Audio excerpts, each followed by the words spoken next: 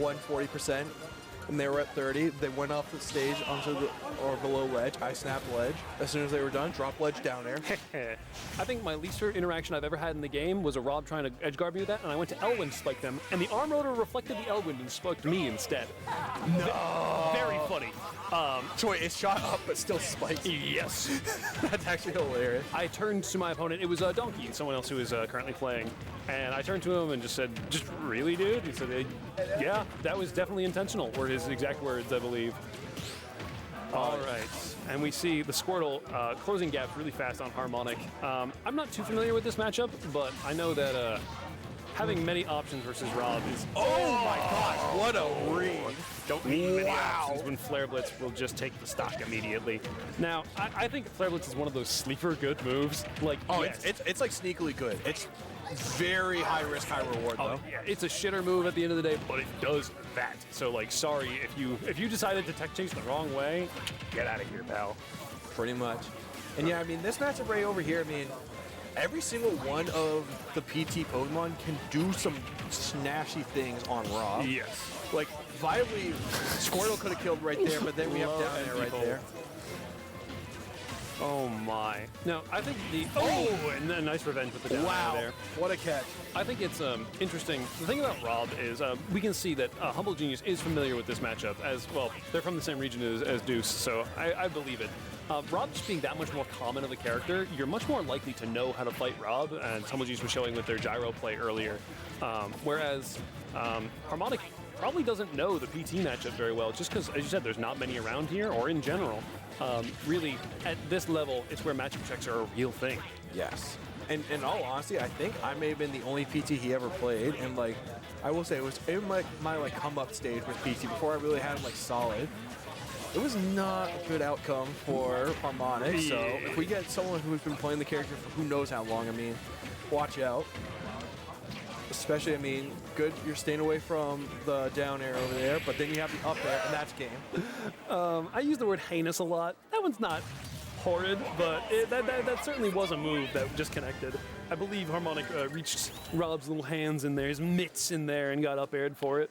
I mean, I'm not just saying this, like, there's a viable case that up air is Ivy's best aerial. Oh, I can definitely see it. It's either up air or dare, but I think up air is...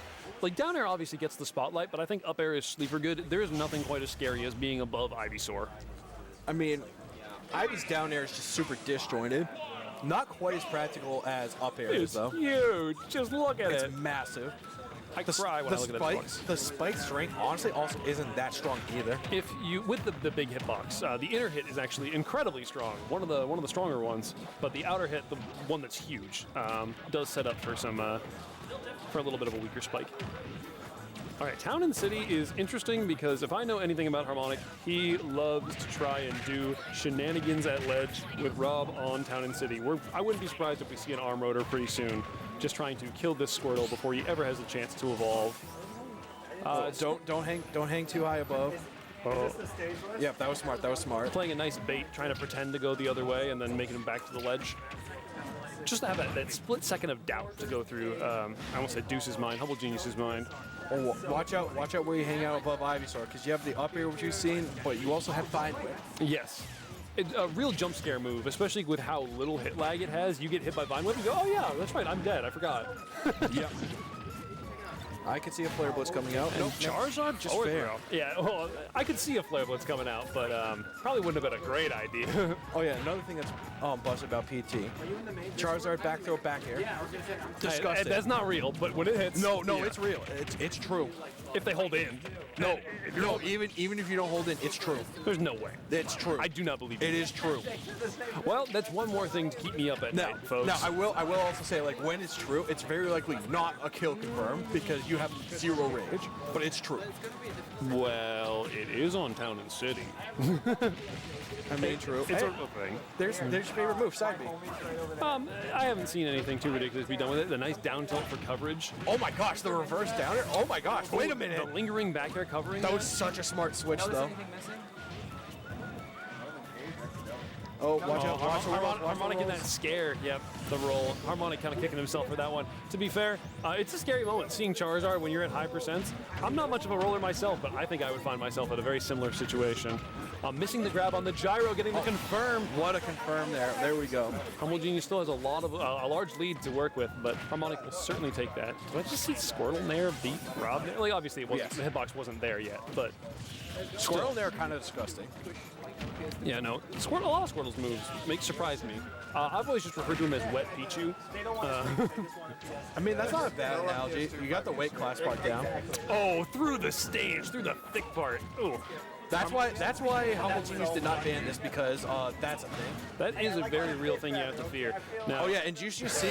yeah. Did you see how quickly Ivysaur got up there? Yes. Yeah, because you can run off and then you can up and B, then yep. up B cancel. Yep. Very interesting. Well, that's You gonna can you can cover the upper corner of the map in I think like 10, 15 frames, because you can cancel the first Vine Whip, turn around and do another one. Incredibly scary. I learn something new every time I look at this character. Or if you're uncertain about whereabouts exactly they're going to go, another thing you can do too is you can do the turnaround up B. You can then cancel that. You can switch to Charizard and keep your options more wide open. Interesting. Oh, will do. Absolutely. All right, I believe we're settling into Donke versus Insect soon. These are two. We called this one. Yes. Comms lined up. This is the first time. Some real amazing players. I've played against both of them. A large chunk of my Rob experience that I've gained is from fighting Donke. Insect is currently, the current PR hasn't been announced, but I think on last season's PR, Insect was third in Maine? I believe it. Insect, very strong player, has recently swapped characters. Was originally a Wolf player, and You mean Sephiroth? originally a Wolf player, back to Sephiroth. Then to Sephiroth, then back to Wolf. So yeah, if you believe it, Sephiroth is an inconsistent character, to say the least, and at this level it can be very frustrating. So I believe Insect has been trying to shift back to Wolf and pursuing a new character, her soul main of sorts, which I will leave up for grabs, but I believe we'll see it, if I'm honest. And you know, like, the thing with Sephiroth is, like, how many matchups does Sephiroth have that's, like, truly even? Well, it's winning versus Luigi, which that's all I know. Right, but like my point is like there are so many volatile matchups, and like there really aren't that many slight wins or losses either. There's like it's either a hard win or a hard loss. You can close like the gap Mario, or you can't. Mario is a hard win. Yes, just because of stubby moves, and you get poked and poked and poked and down aired through the stage.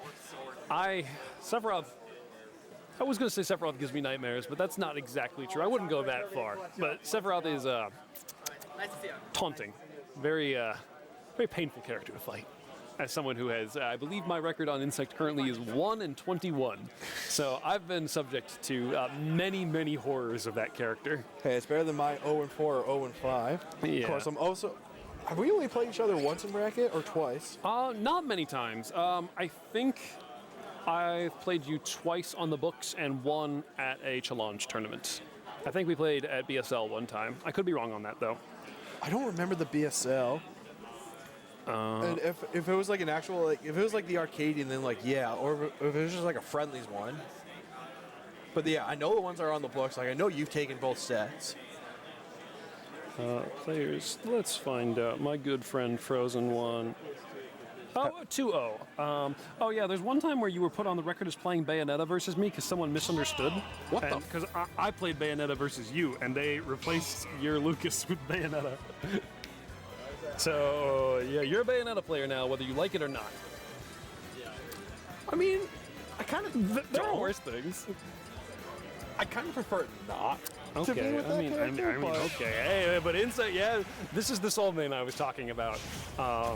It's very interesting because I thoroughly believe Insect to be a stronger, more consistent player than I am, but I've dropped Bayonetta a long time ago. So it's very interesting to see her overall stronger game plan in Fundies compared to how I see the game through the Bayo lens. And I think Donke realized something very funny, and that is that he really doesn't want to play Rob into Bayonetta. Bowser, by some, is considered to be worse, but This could be a comfort one for Donke, because keep in mind, you may argue that Donke's main right now is Rob, but Donke's OG name, we're talking about that, has been Bowser. true. We we talked about the many Bowsers of Maine. Donke is certainly on that list. Yes. And on any given day, could honestly be the #1 Bowser in the state as well. Now, it's very funny because I think a lot of Donke's, well, #1 Bowser right now, well, we got a couple of them who have committed more to it. I wouldn't give him the title just yet. No, not right now. I'm saying like on any given day. Yeah. Oh, yeah, true.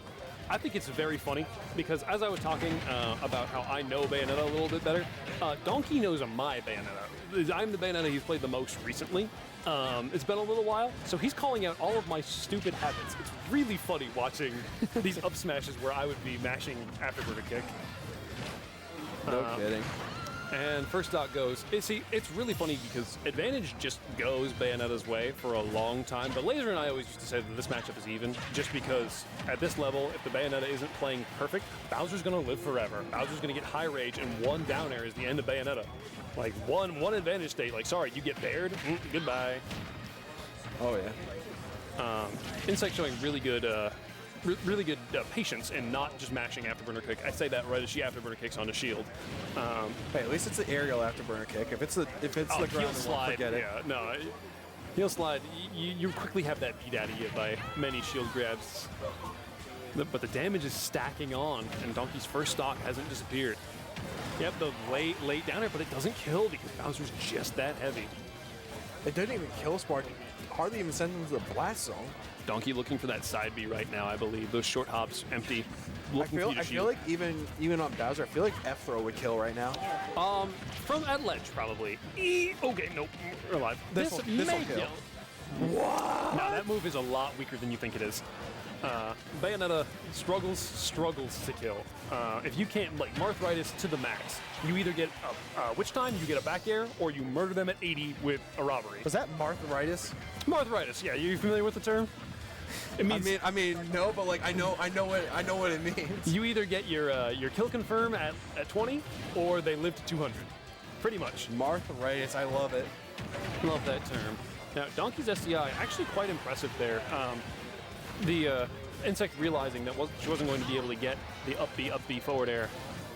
And the flame breath, hard to get around at this height. Now he's setting up for an F tilt, getting around it. Being stubborn there is the way to do it, but the dare just kind of stealing it. Oh yeah, if you don't get those confirms, I mean, you're in trouble. Mm-hmm. Now we are at the percent where Bayonetta can start to do some weird and zany shit.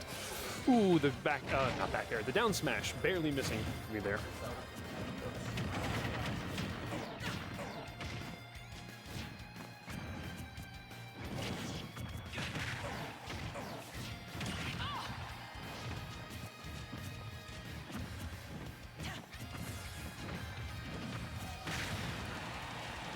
All right, sorry, brief intermission there. Had a few things to discuss. Now, yeah, this is where the game started getting scary. Like Bayonetta really wanting, like, we're at the percent where Bayonetta wants to go for those afterburner kicks and just could get up smashed and die at this percent, especially on PS2 or the raw there. You know what? I'll eat my words. How about the raw though? Just Kazooie just standing there, just raw. Bam. Mm-hmm.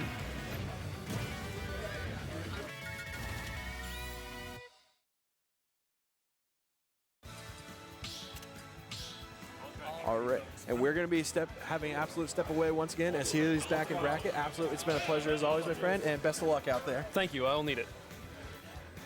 Sorry about that. Of course. Oh, it's so good. The hotel.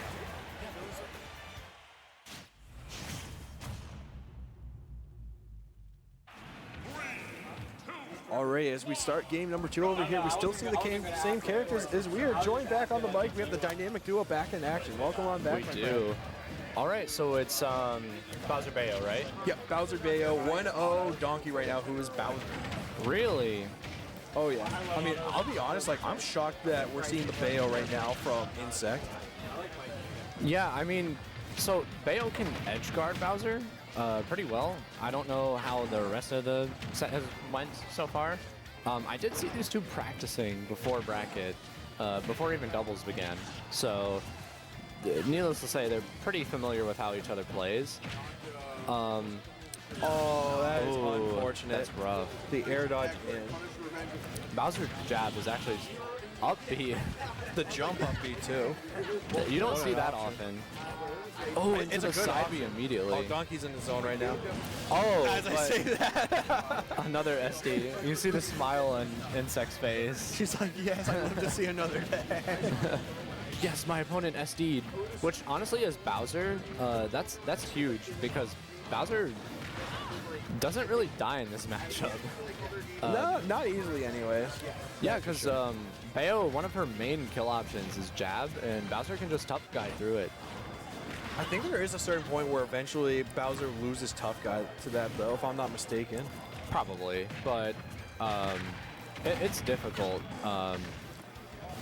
Like Bayo can combo Bowser all day, but Bowser also has a frame 6 up B out of shield, you know, in case you're not doing something safe. And it's arguably one of the best up Bs out of shield too. I would put that like right behind Game and Watch. Yeah, it's a very good up B out of shield. It won't kill after a while. Flame Breath and F tilt are actually really good in this matchup. Oh yeah, and even just F or fair right there because I mean it's such a wide hitbox right there. That's what you need. Yeah, of course. Looks like they're mostly just kind of filling each other out. You know, the Insect playing a little bit more defensive. Oh, but these jump side beats are really putting him work. You know, he's been on point with those so far. Oh, but the bats within still getting caught. Okay. That was such a gutsy ABK, but it worked. the up smash. Oh my gosh, the raw F-smash. F smash is gonna take it right there. 2-0 Donke, moving on to the next round. And Yeah. Insect in losers already while we're still in the pool stage. That was an outcome that not too many people were expecting at this tournament. Yeah, it's a pretty big upset. Seed 25 over Seed 8. Now, I'd be curious to talk with Insect about the character decision there as to Bayo over Wolf and even over Sephiroth. Even though the Sephiroth's unofficially retired, the decision making behind that one, as Bayo is a pretty new one. Yeah, Sephiroth Bowser sounds kind of annoying as the Sephiroth because you know you can keep Bowser out, but once Bowser gets in, you take a You're cooked. you die at 40. Yeah, no, you're cooked. You died sooner than Bayo did right there. You but can Wolf actually, is a very fun matchup going against Bowser. oh yeah, of course. You eat them alive. Alrighty, and if I am not mistaken, I believe our next matchup is going to be Humble Genius, who we just saw not too long ago, going up against Kinoble. So Is that their actual tag, Humble Genius? Humble Genius, indeed. It's I Humble. feel like Oh, it might be like I don't know honestly. Kinoble versus Humble Genius, Seed 1.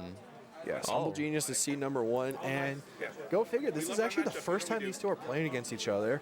Now, I will say matchup-wise, I do think Kinoble has his work cut out for him because Min versus Pokemon Trainer, Kinoble has firsthand told me, I do not enjoy playing this matchup as Min against PT. I can imagine. The Squirtle pressure in the corner must be really annoying to overcome because Min in the corner, it's rough for her to get out of it. Well, I think like the big issue is that all 3 of the Pokemon that PT has can screw Min over in completely different ways. Of course. I mean, we've talked about Squirtle a little bit. Ivysaur has excellent coverage and can really dominate the vertical game. And then Charizard, in all honesty, like that tail does a number 2 on Min.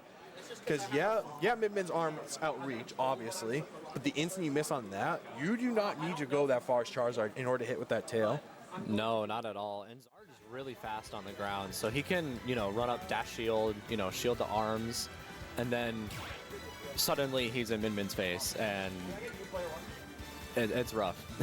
And throughout that whole process as well, when recovering, say Charizard's in disadvantage off stage on Min-Min, Fly has enough intangibility to ensure that Min-Min doesn't just get a free edge guard and kill. Yeah, of course. One of PT's big weaknesses is that they also get juggled pretty hard, and Min-Min's not really a juggling character. She really just pushes you to the side, and that's where she wants to kill you. Yeah, she overall wants to go over to the side. It's not that Min-Min can't juggle. I mean, the way that Kinoble plays, I mean, you're not going to see a lot of juggling from them. But Yeah. I wouldn't say that Min-Min can't juggle. It's really her up air is okay. It does like 4 or 6%. It's not that much. Usually, PT kind of struggles against characters that either zone them out really well, or beat them up close. Because it's really sometimes down to Squirtle. Because Squirtle puts in most of the damage work in most matchups. So, just really interested to see how this goes. Oh yeah, and not to mention the fact that if you're not smart with your recovery against Squirtle either, Water Gun just ends you because Min is too slow in the air. I'll give you mine. Oh, we're already seeing the Ram Edge Guards. But yeah, tether recovery, just ignoring that. However, this is the win con for Min. She does have, well, kind of gave up stage control, but Kinoble with a strong opening here. Kinoble's been on one recently. They've had some really good results. Ooh. Of course. Excellent job interrupting the flamethrower over there. That could have been a nightmare to try and recover from. I'm surprised and to there's see that back air. Oh, Nair just barely missing. If that Nair connected, that might have been Kinoble's stock. You'll see that Genuis is staying on Zard quite a bit. It's one, they're at high percent, they're going to live longer, and two, the Zard is the best mon at getting in on Min. Like the other ones, they don't really have the ground speed to do that. They don't have the ground speed. I feel like Ivysaur can kind of just follow Razor Leaf and get away with that to a degree. Oh, that would have been such a catch if they got that. Good Flame Breath. It's no Bowser Flame Breath though. No, Charizard's is slightly different, but honestly sometimes it's better though because while Bowser Flame Breath goes a little further, Charizard Flamethrower doesn't evaporate nearly as quickly.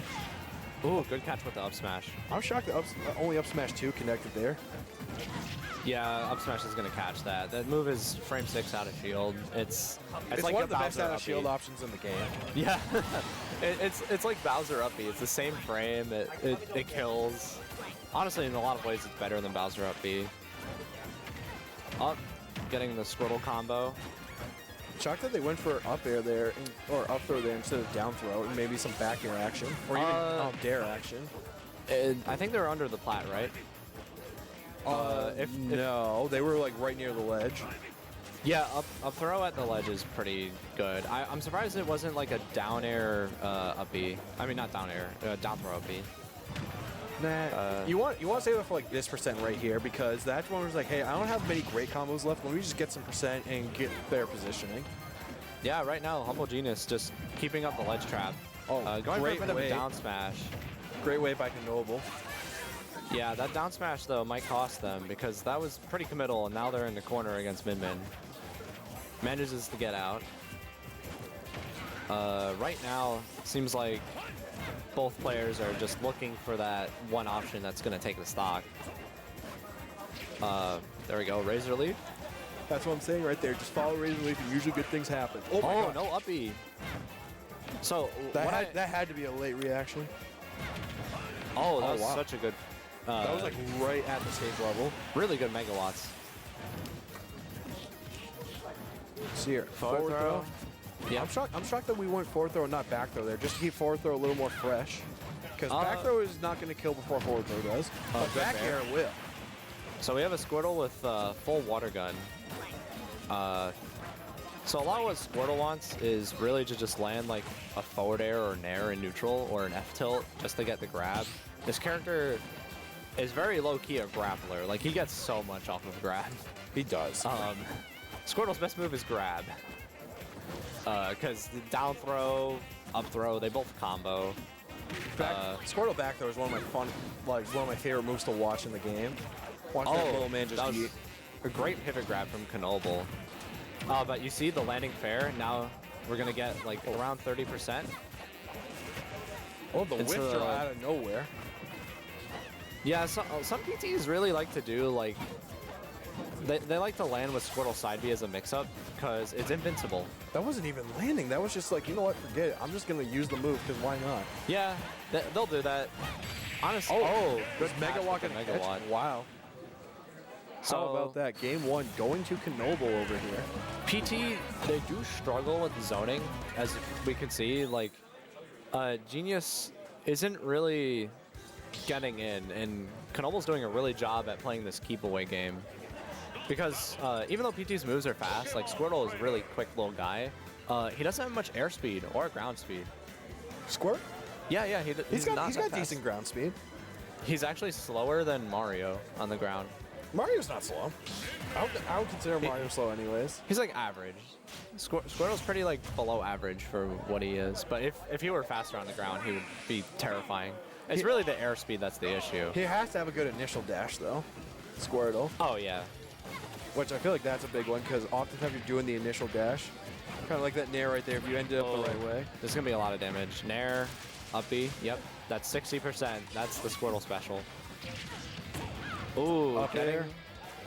Razor leaf. I'm shocked that they went with another razor leaf there and maybe not up air. Up smash. Yeah. Ivysaur's up smash is the strongest in the game. So, other than obviously like a hero with like every buff in the world. Oh, good F smash. That F smash covers so much ground. It's ridiculous. Using the ledge to get back to Squirtle, I like that. It's a little risky because PT's one of their weaknesses is they're all like, they have pretty bad ledge stats. Like their ledge roll is pretty bad. We're seeing a lot of up airs out of down throw. I'm surprised Genius isn't really opting for like down air. Maybe they're not like confident in reacting to the dare, like which side it sends on. Yeah, that could be the case. Perhaps they just also want to punch different option instead. Or be like, hey, like, perhaps they're perceiving down air as a panic option. Be like, hey, if that's going to be one panic option, what will be another one? Yeah, we're seeing a lot of more approaching from like these 45-degree angles. Oh, wow! What a flare blitz. Just Didn't quite barely close living. out, but it was a call out and a half. Oh, the flame breath. Oh, flamethrower into F smash, stopping the megawatt. It's almost too fast. That's now 2 straight excellent call outs on ledge from Humble Genius. Oh, going for the up throw, double up air. That's something that Quid first did before all the other PTs. It's a very good combo. It's honestly Ivysaur's most potent. It combo. it racks up the most percent for sure. Yeah, it does like 50. That's a lot. I don't know, low key, I feel like something that Humble Genius could do here if they want to say, you know what? Yep. I don't want you in shield anymore. Bullet Seed. Bullet Seed is an excellent on-shield option. And meanwhile, Sorry, I thought I got called for something.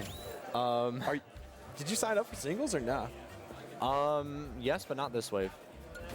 Oh, you're in a different pool? Yeah, I'm in like the 4th pool. Oh, word. Yeah, no, I think this is pool number 1, I believe. Yeah, So, because it's seed 1. Yeah, so this is pool 1. And then, oh, how about that? On deck for a stream. Looks like we have XLNC and Eliakim. That'll be a good one. Eliakim's actually from my home region. Really? Well, I'm actually not from Westchester, but I'm from like a county above it. And Eliakim's been Westchester PR for like as long as I can remember. Wow. Got some very good wins down there in Westchester. Very good snake player. They've gone 2-1 so far. And, a snake player. That explains why sKOtchbonnet did as well as they did. sKOtchbonnet, the Little Mac, they love the snake matchup, and I don't blame them. Going into game 3, though, here with Genius versus Kinoble. Down throw. See, the up air missed. I'm surprised we're not seeing more like dares, but now we're getting, the patented Squirtle up air strings. Or even raw back air. See, now we're starting to see dare. Whoa, honestly, that was a withdraw. That could be dangerous. This is PT in the corner now. They don't really have the airspeed to jump out. As you can see, Ivysaur, when he tried drifting in, barely went anywhere. See, look at that. Had to rely to like a nair dodge. Sorry, I completely forgot about you were. And they don't have the airspeed, but like they also don't fast fall either, so. Yeah, they're floaty. That's why Samus is such a bad matchup for them, because she just ledge traps them forever, and they can't do anything. Yeah, it's less than ideal. How about the Vine Whip cancel, just to have a different approach to recovery, get off of the min-min plane. This is a really close game 3. Kinoble fighting their way off ledge. Oh my gosh! Flare Blitz out of nowhere. What a call out. They are 3 for 3 with Flare Blitz so far today. That And obviously honestly, now staying Zard because you go Squirtle, you're cooked the instant you get hit by anything. back throw bear. Yep. Yep, there's the troop. Oh, wow, that clanked? Yeah, it has projectile priority. So Wow. like, even though it's disjointed, a lot of aerials, like something like Zardaner, you can like go through the arms. Well, yeah, I was not expecting that today. Up into the Waterfall out out of nowhere, but hey, it worked. waterfall at ledge is pretty good. In Quick. 2 frames. Oh which wow, is nice crazy. edge cancel. Did you see that? That was insane.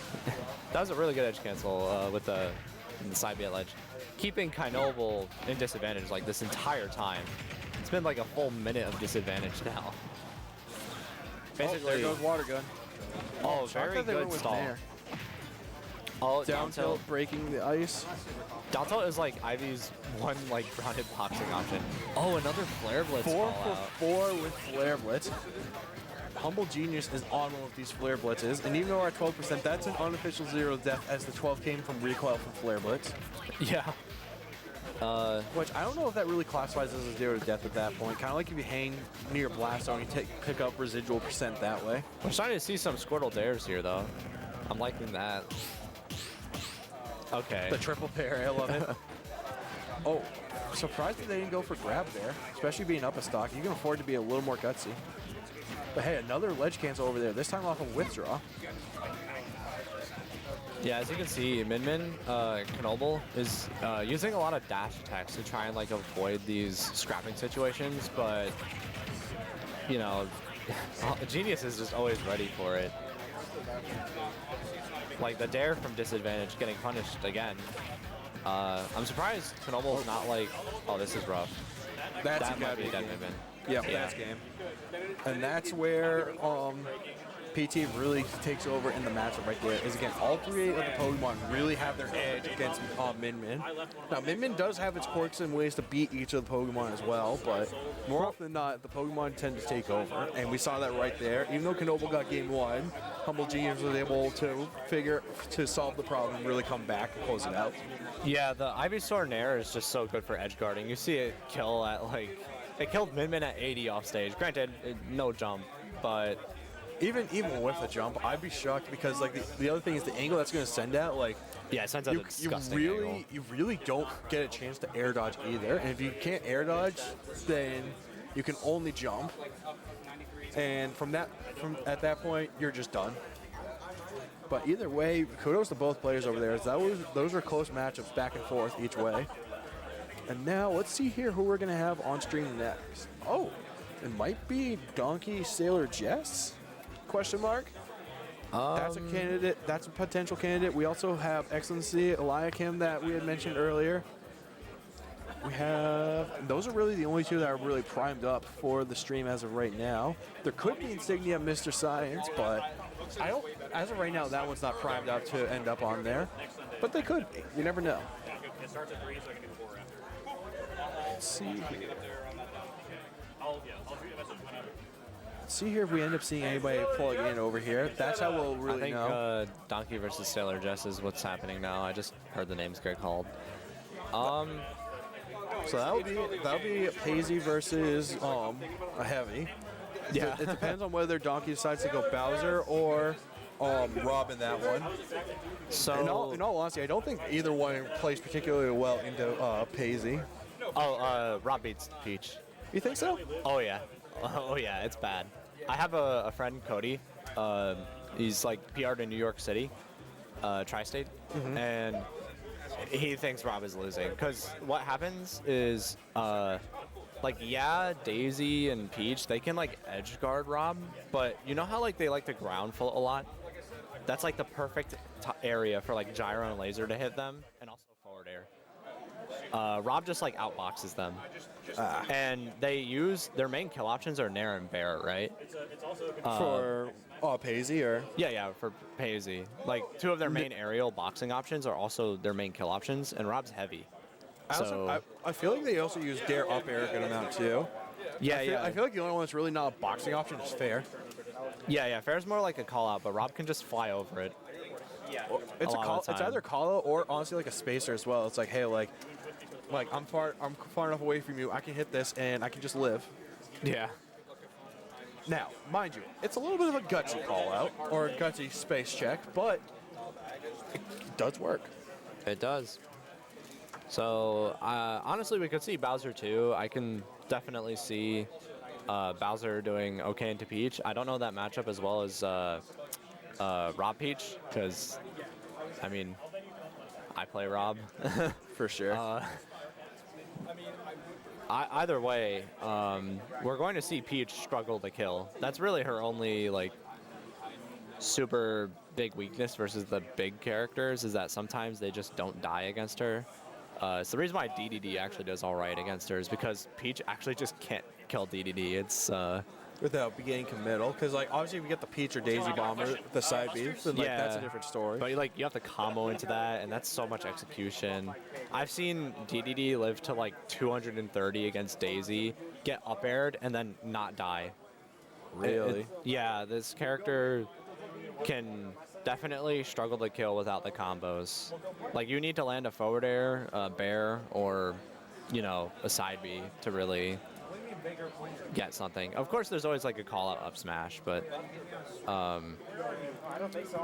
against Rob and Bowser specifically, I will bet you that either of those characters will live to like 170 against Peach without, you know, crazy combos. Or a good edge guard. Because Yeah. obviously, with float cancel, obviously Paisley can edge guard like anyone else. Yep. I'll be curious to see how, when Peach is off stage though, how Rob or Bowser chooses to decide to edge guard or ledge trap Paisley though. Usually with Rob, it's with the projectiles. You just shoot laser to get her to stop floating, and then you throw gyro at her. And then Peach without like float isn't that good at recovering. She really just has up B. So like, it's one of the few matchups where like she has to really mix up her opponent to recovery. At least, Can I get Donke player 1? you know, No, stay in those seats. You just player 1. either way, I'm excited to see this turn out. We could see no, we're seeing Rob. I kind of figured. It is going to be Rob. Rob definitely does better than Bowser in this matchup. Just the projectiles and the boxing. I feel like Bowser kind of doesn't like playing against any of his fellow Mushroom Kingdom counterparts. That is true. He kind of does lose to all of them, right? He gets annihilated by Mario. Yeah. I don't think Luigi's a fun matchup either. Yeah, Luigi just zeros to death sim. Right, and I even think Doc beats him. Okay, I don't know about that. Doc might, I might be even. Doc is pretty bad. If that's the case, then that's probably Bowser's best matchup against the Mushroom Kingdom. I think who else is there from I almost said Hyrule. Wario, Loki. I think Bowser does all right against Wario. It can't be that bad. Yeah, it could be. Wario does a lot of jumping in, and Bowser has up B out of shield. Not to reduce the matchup to that, but I think Wario has a better ground game than is respected, though. that's true. Wario does have down tilt, and to beat the up B, he does have what's it called? Chomp. His bite. Just kind of answers that. That move is so funny. It's so insane. I love when he goes ow, and Well, then especially like off stage too. You get Bowser off stage. Honestly, you can just hold Chomp, and if they're in your vertical plane, they're cooked. yeah, pretty much. Especially if you still have Wario Bike online, you can go however far you want, and they're just done. Yeah, we're seeing Rob Daisy or Peach. It's Peach. It is Peach. Yeah, I say Paisley, but like they usually go on Peach of the two. So PS2, honestly, they probably should have done bans. Rob is really good on this stage versus her. See, forward air. You know, there. that gyro really catching it right there. Yeah, just roll out of there. Peach's down air has like no lag, by the way. No, it's insane. It has, it's just really good. So what Peach wants to do in this matchup, to like combo Rob and everything, is that she wants to up air a lot. It's like the only way she's going to really get like some relevant damage on Rob. Oh my gosh. But goes for the nair Crown fair. knuckle. Oh my gosh. I don't think that was a true, but they definitely got the sweet spot. Definitely called out Rob not jumping there, which that's a scary 50-50. I mean, hey, we'll take it though, because prior to that, Donke was definitely leading the first stock overall as far as gameplay goes. Yeah, I mean, But Sailor just gets the last laugh. Donke looking really hungry for the kill here. Uses the side B at the ledge to just, you know, He double dipped in that brute too. force through it. There was a trade there, and then he's like, you know what? Wait, hold on. I had that. Let me run that back. And sure enough, they got it. Yeah, gets the up tilt. Rob up tilt on flat is just so good. It's you know, it's frame 4. Yes. It's And really it's not, fast. I don't even think it's as fast as tilt either. I'm pretty sure down tilt is faster, right? Yeah, down tilt is faster. Which is crazy. The gyro, good. Cellar Jess knows. Throw it up. So when you grab gyro, you can like prevent Rob from using it for a little while by just throwing it up. Because Yep. if you throw it at him and he shields it, you can like. Oh, watch out for the fuel. Rob may be out of fuel if we get him off stage soon. Oh, that's a little greedy of an up smash, but it ends up all right. Oh, good bear. I'm expecting like a gyro toss soon. Yeah. That's up throw. That's No. gonna be the stock. Nair taking the stock. Okay, that was I know they held in for DI, but like even with better DI, I'm not sure that Peach lives that because Peach is not super heavy. yeah, she's going for quite a few jump reads. Like, see, you saw the jump fair and the up smashes. She really badly wants Donke to nair, and Donke is just not giving her this. Oh, really stage good spike, turnip snipe. but they get back. Loki, I feel like if Peach just down smashed at the ledge a little more, I feel like Rob gets caught in that. It does, it does. Rob's hands, oh, that could have been death. That was a jab block, yeah. Because you can down tilt into the gyro and it'll like ping pong them back. So Rob has like team combos with himself. I love that. It's called gyro zone. That's what the Rob mains called it. See, 170. Wow. I told you, Peach does not kill Rob. There we go. Except for Crown Knuckle. Yep, I told you. Unless it's like a forward air or up smash or a combo, she is not killing Rob. So right now, Donke just, you know, taking it easy. Gonna find his way out of the corner. Oh, but the barely. So that's a little scary. Like, now Peach is comboing you with turnip. And, you know, you don't want to make a wrong move here, because now this game is suddenly very close. Especially if she gets like an up smash sweet spot. Oh, but up air, almost killing. Oh, that was a smart recovery. The down smash definitely would have killed there. There's the Crown Knuckle, but sour spot. We're still living. This is a pretty good comeback from Sailor Jess so far. Oh, F going smash, what are you doing? What is that F smash gonna do? It can 2-frame. And What? Rob's 2-frame is like pretty bad. Honestly, I would have preferred to see a down smash because it's just more consistent. Oh my gosh, it's back and forth though. Really good DI on the nair. Oh, they're both throwing out kill options now. See, the back air doesn't kill they're Rob. just swinging. They're both at really high percent, and the nair should take it here. Oh Yep. my gosh, wait a minute! Whoa! If that were a star KO, that could have been dangerous. Or if that was the old turnip. Yeah, if it were like the Stitch face. Yeah, or even just like a stronger turnip than the normal one. Yeah, but you see how Rob lives so long in that matchup? Really, Jess was only getting kills with those forward airs. That's all that kills Rob. That's like the only thing. Yeah, I believe that. Hold on. I need to see the replay on this right here because this is wild. Oh wait, it was a stronger turnip. Oh my gosh! Oh yeah, that was. Wow, they were so close to the blast zone there. That was such a nail biter towards the end. Sailor just staying on Peach. Yeah, I expect Donke to stay on Rob here.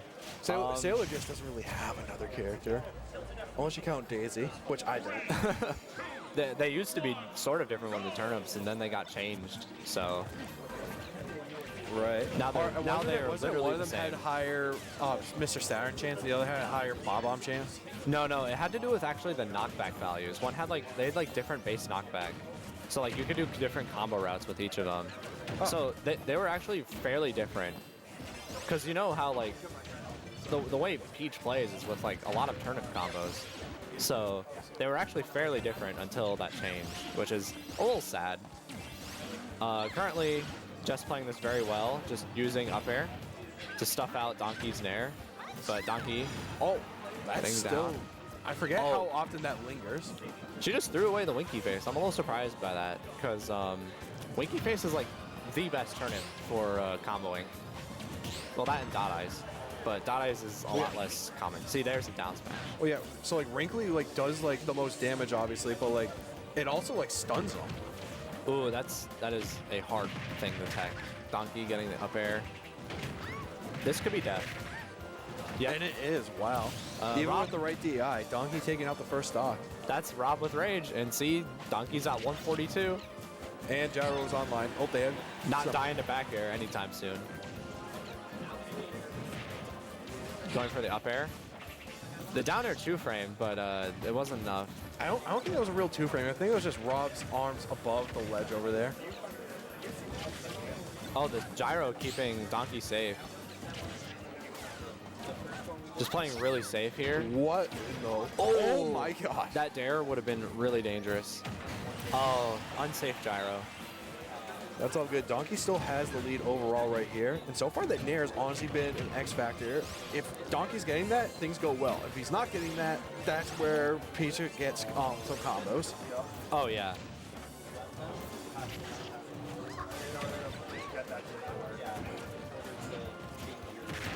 Oh, no, not what an quite. up smash. Donke is going for a lot of bears at like the same height here. Like you see that, like the double jump height. It's a smart option though, because like it's strong. Yeah, there's a little bit of startup, so like yeah, like you kind of choreograph it a little bit, but at the end of the day, like if you miss, like you also have the momentum kick, so like you're good. Oh no, laser. That was a smart up B there. Sailor Jess is honestly doing a very good job at keeping this close. However, all Rob needs right now. Oh, bomb! Oh my gosh, that could have spiked. I always forget about the spike. That is a big kill right there. Yeah, and we have gyro. Rob with a lead in this matchup is something else. Oh, trades with the forward air, but you see forward air not killing. The turn up, no. I don't think. Oh, Donke has a lot of fuel. Never mind. He's fine. Donke is overall pretty conservative with this fuel. Oh, why the turnaround? Oh, that was a pretty big. Oh, that's death. No, no, not quite, but we're all good. You don't got double still toss living. there. It's too high percent. And you got strong there. That's death. It's okay. There's still a good lead here overall. The crowd's starting to tune in over here, starting to recognize. Donke's already gotten one good upset so far. We may be staring at a second. Yeah, Donke just, you know, playing it safe, rolling out of pressure. Got the gyro. Oh my gosh. I thought they were going to go for down air there. That is the Harmonic special. Yeah. I also personally really like that. Oh, that could have been death. If it was a Daisy Bomber or a Peach Bomber. Oh, up smash. I don't mind the call. Oh, what a read on the roll there. Laser smart. It's really close again. Oh, that really nair. Committal F smash there. But pretty soon that nair's going to kill. Up air. Oh, up smash, that's game. Just up smash. And how about that? The 2-0 again by Donke. Based on the seeding, another upset right there. And Donke has secured his spot in the top 16 on the winner's side. Yeah. What was I going to say? So you see, Rob just doesn't die in this matchup. Yeah, I can see that. Unless it's Crown Knuckle. Because Crown Knuckles closed out some stocks pretty early there. I saw Rob live at like 140. Getting hit by it. Not Crown Knuckle. Not like Sweet Spot Crown Knuckle. Oh yeah, not Sweet Spot. No, because that's how Sailor just got the first stock over there. That killed it like 80. If that. Yeah, that was off stage though, not center stage. Oh yeah, no, center stage is going to be a tricky one. But yeah, no, so Donke has secured his spot over in the top 16. And next up, I believe we're going to be bouncing over to pool number 2 here, as I believe we have XLNC versus Eliakim. gonna hop to the gas station, Cazooie. We'll see who is up next. How long is that? Oh, Grant was watching. Yes, let's fucking go. I'm glad Grant was watching. That's my homie. That's my best friend. Fuck yeah, dude. Alrighty, so who do we have next? I mean, according to this, it's going to be XLNC Eliakim, but I'm so hyped to see this. that'll be fun for sure. Eliakim's such a cool Snake player to watch. An Excellency, also just an amazing Yoshi player. I'm pretty sure they fought before and Excellency won like 2-1 or something like that. We could also see a Falco from Excellency, I'm pretty sure she mentioned. By the way. Not likely. I don't think we're going to see XLNC Falco. No. If we were going to see any other XLNC character, it would probably be Diddy. Diddy Kong. But I don't know if I necessarily like Diddy into Snake. Yeah, because like aside from Monkey Flip, Diddy tends to struggle with zoning, and Snake. I mean, he's not the best at zoning. He's more of a trapper than anything. Like he makes his little obstacle course and forces you to go through it.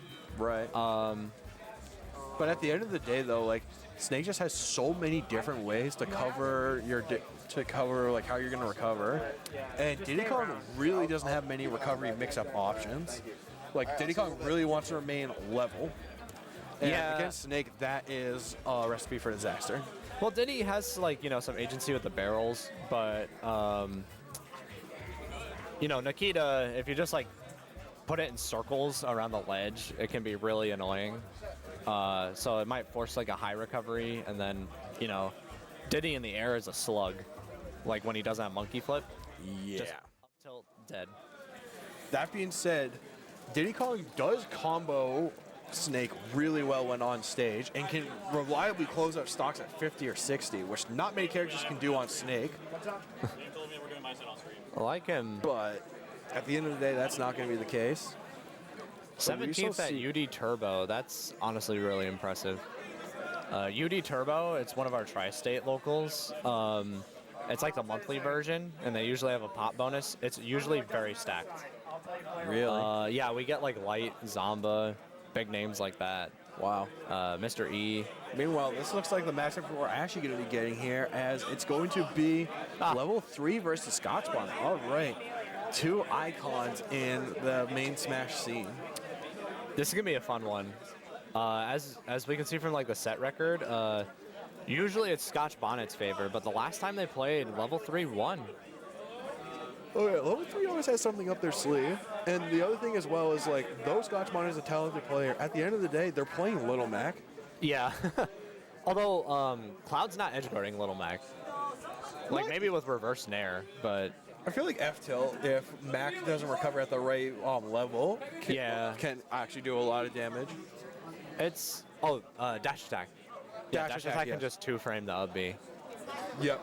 And then if it doesn't kill, you can just jump cross slash or what's the neutral special called? Because cross slash is like the logo. What's the neutral special? Blade beam. Yeah. Yeah, that thing is pretty dangerous against Mac. It can just kill Mac at 16 or something or 0. It's pretty bad. Insane. Cloud also has Dare to 2-frame Mac. It's also like low-key, like especially for that matchup, like the perfect projectile for Cloud. Yeah, also something to note is even though Little Mac's tilts are all like really fast and strong, they're not safe on shield. Aside from max spaced down tilt. So Cloud can just upbeat every single tilt on shield. Yep. And level 3 loves some up B out of shield. As he should, as that is an excellent option. Yeah. I will say, I think on stage the matchup is fine, but off stage, it's Little Mac off stage. Yeah, I mean, Little Mac off stage is like, it's kind of like those blocks, like when you were a kid, like making sure you put the circle in the circle, the square, square, so on and so forth. Yeah, it's a little funny. Now, Mac does have enough ways to mix up recovery to where, like, it's not the end of the world. So I'm sorry, but more often than not, that does come back to sabotage Little Mac. you are doing exactly what we Especially like if KO Punch is online, I mean, that is a recovery in the tool. model tournament contender. You are winning. Yeah, it's just laggy, and you have to be afraid of, you know, Blade Beam. I mean, hey, it's either be afraid of Blade Beam and like risk that, or just die. In some situations with KO Punch. It loses to Blade Beam. What? It's so the way KO Punch functions, it's a command grab. That's why it always That's how it breaks beats out shield. Yeah. So the funny thing about grabs is they lose to attacks. So you can KO Punch Blade Beam, and the Blade Beam will still hit you, and you'll die. Now I know there's no camera on me right now, but I, the Frozen One, am beyond disappointed to be learning that. Yeah, it's Mac just has to play really good footsies to win this. If Scotch really wants this, I'm assuming that we're going to see like some really good parries. Because Mac, any character with fast tilts like Mac, you parry, you get your punish, it's suddenly Cloud off stage, and Mac down smash can 2-frame Cloud very easily. In all honesty, the way that sKOtchbonnet's likely going to play this is how he likes to play, which is he likes to get the reads. He likes to be like, hey, I bet you're going to roll here. Oh, you rolled here? Ha. Here goes the F smash. Hey, what are you two in bracket? Which one? Me.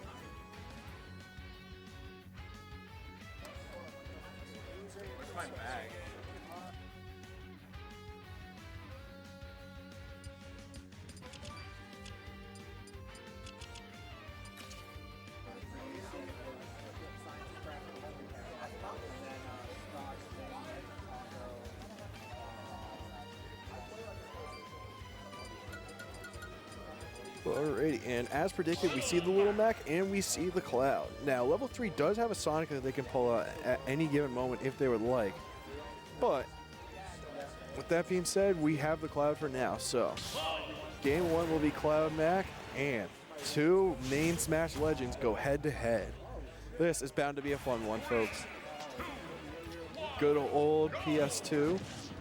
There goes the Blade Beam as we predicted. Okay.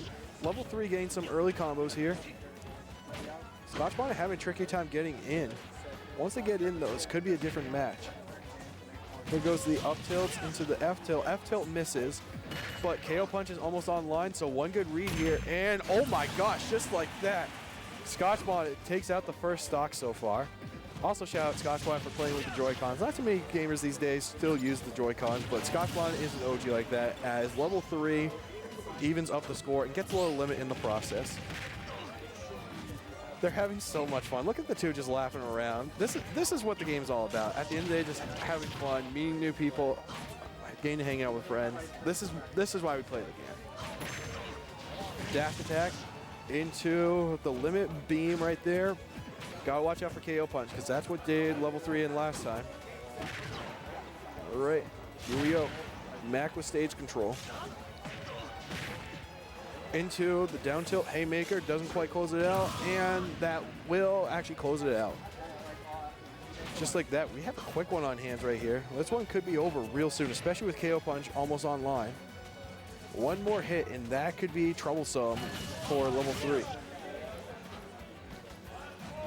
Now, I don't think that KO Punch would have knocked out right there, but you never know.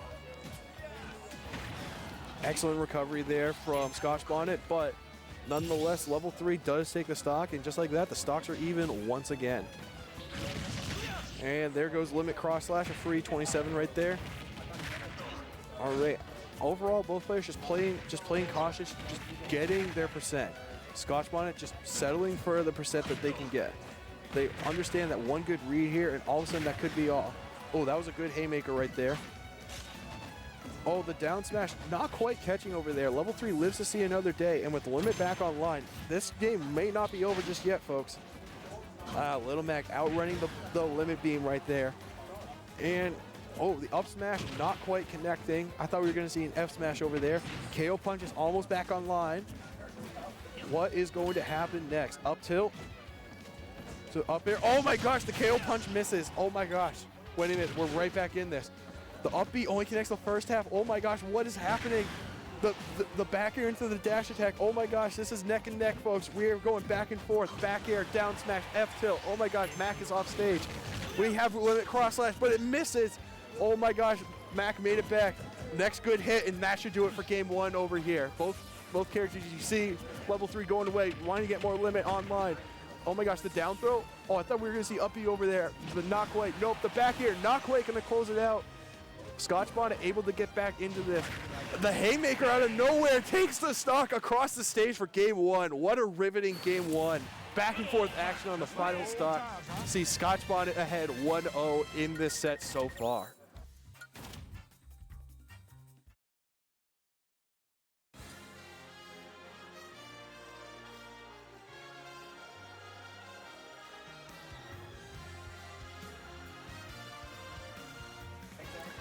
Wow. My throat is actually sore from calling that one. That was riveting back and forth action throughout the match over there, and then the haymaker at the very end, just barely closing out. Wow.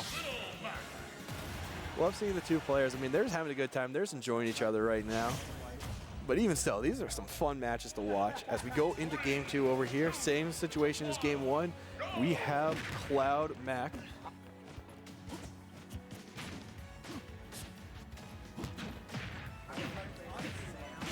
All right, and now we see the FD version of PS2. Oh, I mean, hey, right now you can definitely. So, let's see what is going to go on over here. sKOtchbonnet almost closing the hour over there, just off with the down smash, but they still maintain stage control. And the up smash, very bold one right there, catches it off the top, and sKOtchbonnet with a 0 to death to start off over here. So very close game 1, not as much of a close start to game 2 as I am being joined on the mic. How are we doing today? Hello, can you hear me? Yes, can you hear me? Yes, I can. Awesome, why don't you introduce yourself, say hey to the people. Hi, people. My name is the Gressler, aka Young Cloud God, aka Humble Genius, and I'm from Massachusetts. Hey, Massachusetts, rise up. Yes, I play Pokemon Trainer, and today actually marks, Maine was the last state I needed to check off, so now I've been to a tournament in every New England state, which I'm very happy about. And GG's to that. That's yeah, awesome. I'm really glad to be here. It's been a great ride so far. I was in the first wave of pools, so now I'm just waiting. And I don't know. Shout outs to Weimer for driving me, but what do we got going on here? sKOtchbonnet versus level 3? sKOtchbonnet level 3, which game 1, we had a riveting one at the end. They were both trading blows back and forth off stage and ended up in a haymaker cross stage waiting for sKOtchbonnet. Gotcha. But then game 2 over here, Scotch leads off with a 0 to death. Now has KO punch, and we could be seeing a 3-stock situation. Yeah. And sure enough, That's fucked up. no, that really does that. KO punch. Apparently, KO punch is also command grab, which I just learned today. Yeah, it so goes like, through what in the shields. world? So there's a little Mac in Boston named Fammy Damami. Shout outs to him, by the way, who's really good. Like, he's really good at the game. And he's been like going to a bunch of college tournaments recently, and he recently won like one of our local college tournaments, which at that point for the entire school year, only 2 PR players had won that tournament. He was the 3rd, and he wasn't a PR player. But he's getting really good really fast. So if you ever hear the name Fammy Damami, you need to watch out. I'll have to watch out for that. As of right now, I mean, my origins are right here in Maine, but for the time being, I'm actually down in Massachusetts because I'm actually. What's up? Wait, what's your tag? My tag, Frozen 1. Frozen. We might have actually played a set before. No, I don't remember. I've heard your tag though. I went to the last ASG. I was at that one. Oh, yeah. I think I got 9th over there. I lost to a ZSS. I beat a Sheik, and then I beat a Bowser. And then I forget if I had one more set or if I lost to a Toon Link after that. I think I know who that Toon Link is. Shout out to Joey. But yeah, the last ASG was pretty fire. Also, this set is going to be really, really good. This will be a big one, yeah. Liam Yoshi, obviously is Snake. crazy, but Eliakim is also crazy. Like, I've wanted to play him for a really long time, so. Well, here's the thing with Snake is, like, I've been on record saying that Snake is the #1 character in the game.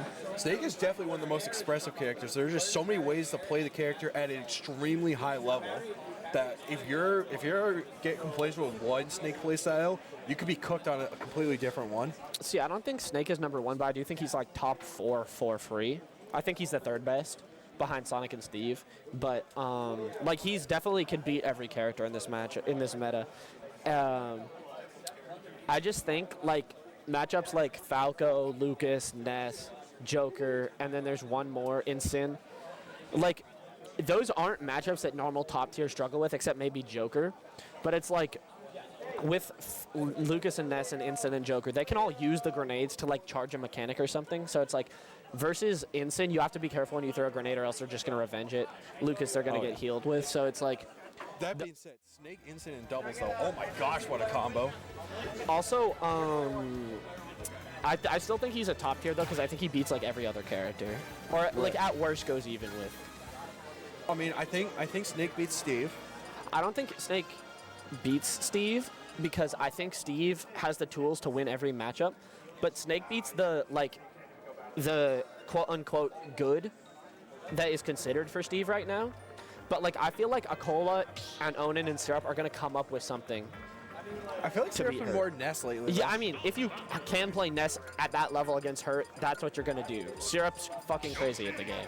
Oh yeah, Syrup is insane. So especially like Ness. Like Ness is a character that beats Snake. Yeah. Which by the way, Ness I feel like is like high tier at worst. I think Ness is low-key mid, except against like okay, because he beats so many of the good characters though. Like he beats Snake, he beats Pikachu.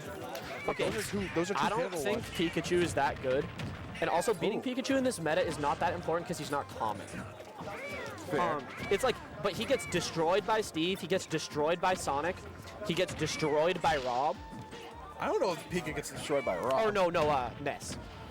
Yeah, no, he gets destroyed by Ness. Ness is a hard counter No, to Pikachu. sorry, Ness gets destroyed by Rob and Sonic and Steve. Oh, okay.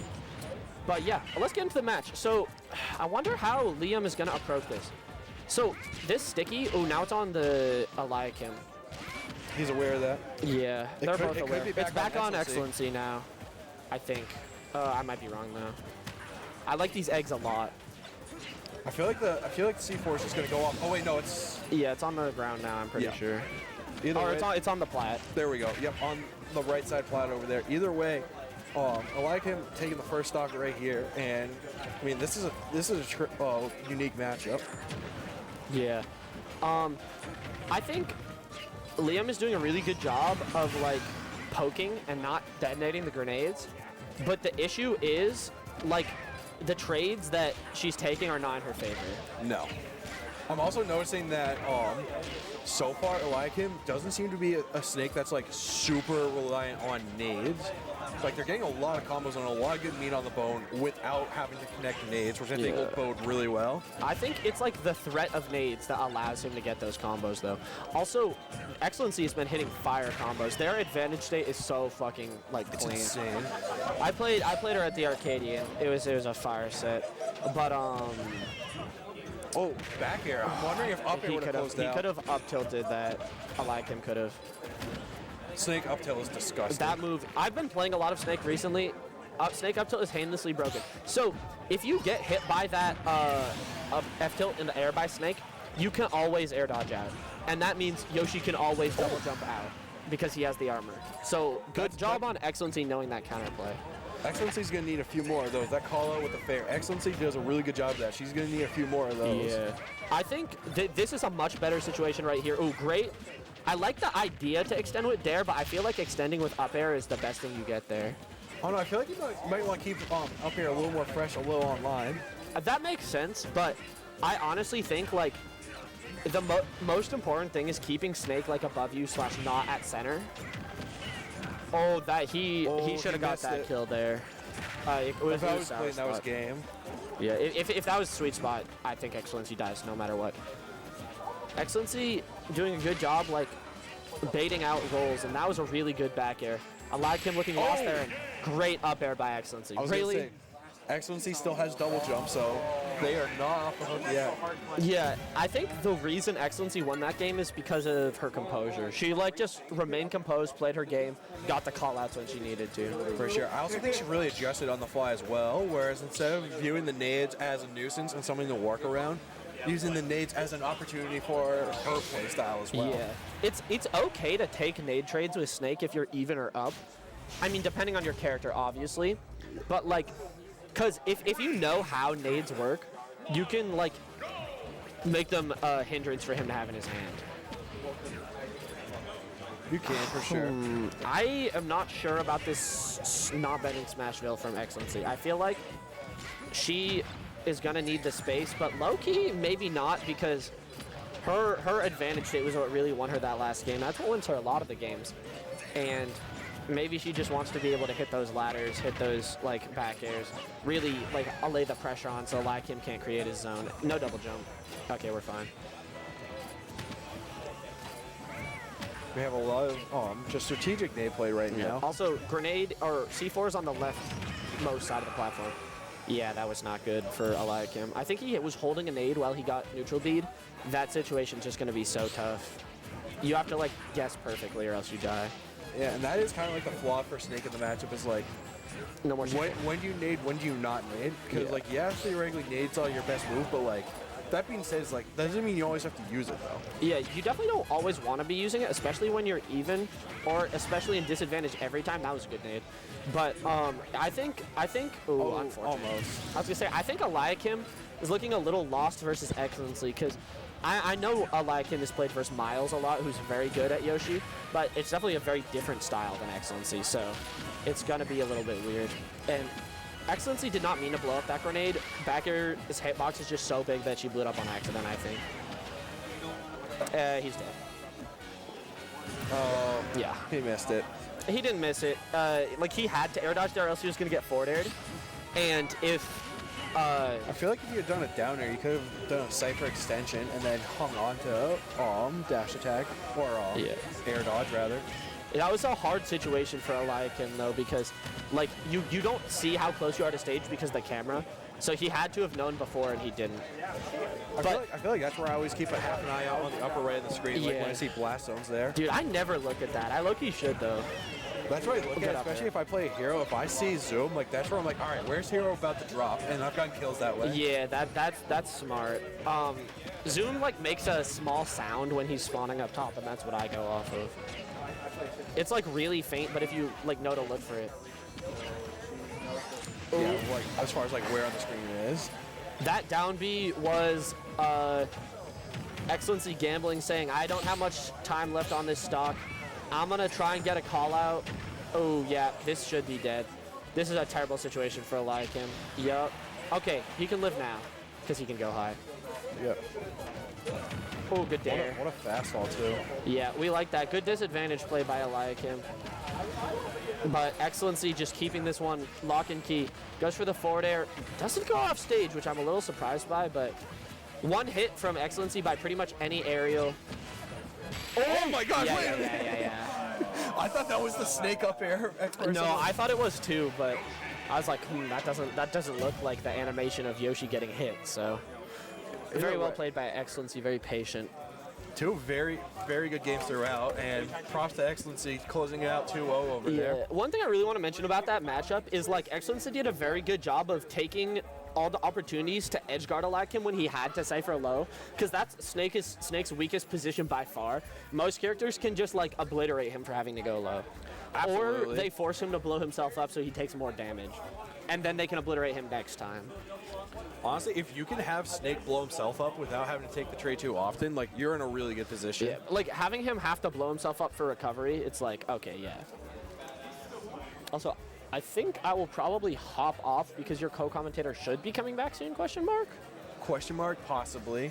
It's also really just like a matter of like how the rest of the brackets play out, because like I know you're already secured from pool 1. Yeah. And pool 2 is almost closed out of here, but pools 3 and 4 are live. And if I'm not mistaken, I think we're gonna see a matchup from pool 4 coming up here soon. Who is Cyel? C-Y-E-L? Because they're a top 4 seed, but I haven't heard of them before. So they were you here for doubles by chance? No. Okay, they were playing, I was gonna say they were playing doubles with who's and what's who was Cruss. But gotcha. I'll ask Colby. They were playing a lot of Steve, if I remember correctly. Oh, word. I'm actually really happy to hear that. I like fighting Steve way better than I like fighting Bayo. I have heard about the Bayo as well. There's a chance that like they did Steve for doubles because maybe they don't like Bayo in doubles, but dude, Bayo in doubles is fucking broken though. I mean, I just don't like Bayo in general, but like, I don't know. I feel like something with Bayo is like the instant you're hitting somebody else, like that's a little bit of an interruption. No, but the thing about Bayo is, like, you know how, like, she can't get her 0 to deaths most of the time off of hits she gets unless they're super committal, but she can get her 0 to deaths off of, like, any of her teammates' throws. And, because, like, if the teammate throws up and Bayo catches with the side B, she still has all of her resources with which to combo you off the top, and she's starting from a higher place, so the 0 to deaths are way more prevalent. And more reliable as well. Yeah. Because the percent becomes less of a factor. Yeah, exactly. It's like, getting grabbed by Bayo's teammate at any percent could just mean you die. So imagine like Bayo Puff, because like Puff up throw starts off going super high. I just think the issue with that is you have to be Jigglypuff in doubles, and that character's not good in dubs. Yeah.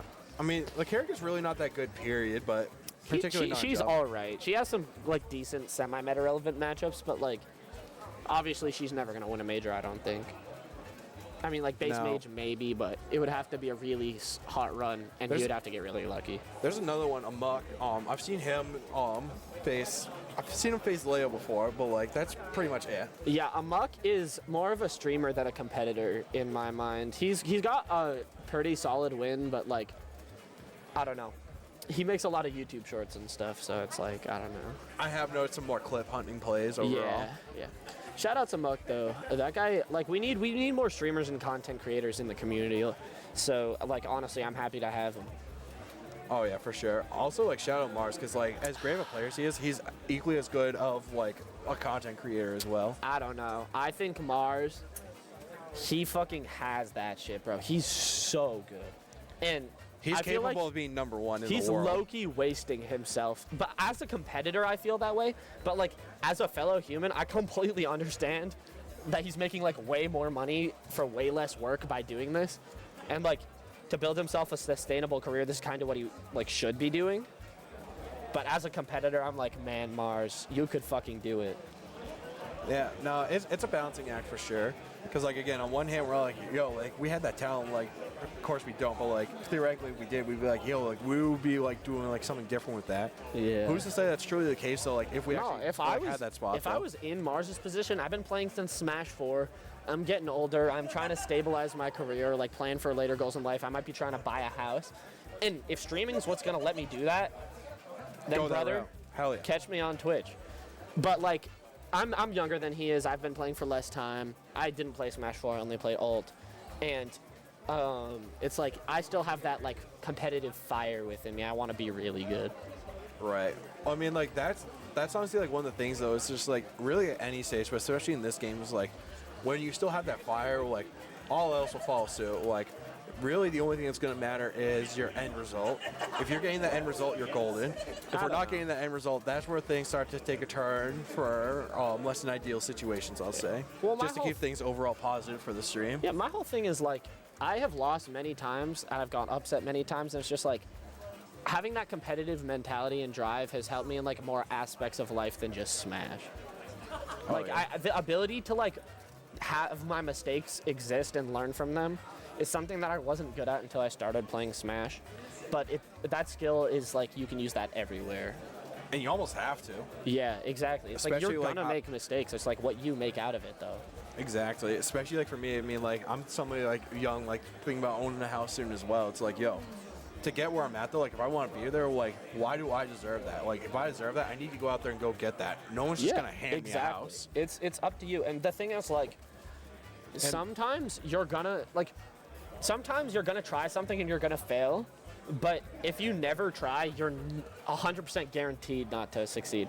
And every time you try something new, you become, like, a new and different and usually better person that allows you to eventually succeed, even if it's not what you thought of at first. Absolutely. And, like, if you've never failed, like, you never know how to grow either. Because, like, yeah, you can have something that succeeds, but if it always succeeds, I mean, like, you're not really growing. Like, yeah, you have success, but, like, you're not going to be able to sustain that. So, not to say that winning is a bad thing, but, like, if you never lose, then you have nothing to really build your foundation off of. Because let's get one thing abundantly clear. Nobody at anything in life is perfect. Yeah. Nobody is perfect at anything. Also, I'm actually going to hop off comms because I want to go watch Cyel or Jess's set because she's playing to make it out in losers. Go for it. All right. It was a great time. Pleasures, dude. Well, big shout out that fella right over there. What a guy right there. Thankful for the insights, thankful for the times. Humble genius, ladies and gentlemen. What a guy. What a guy.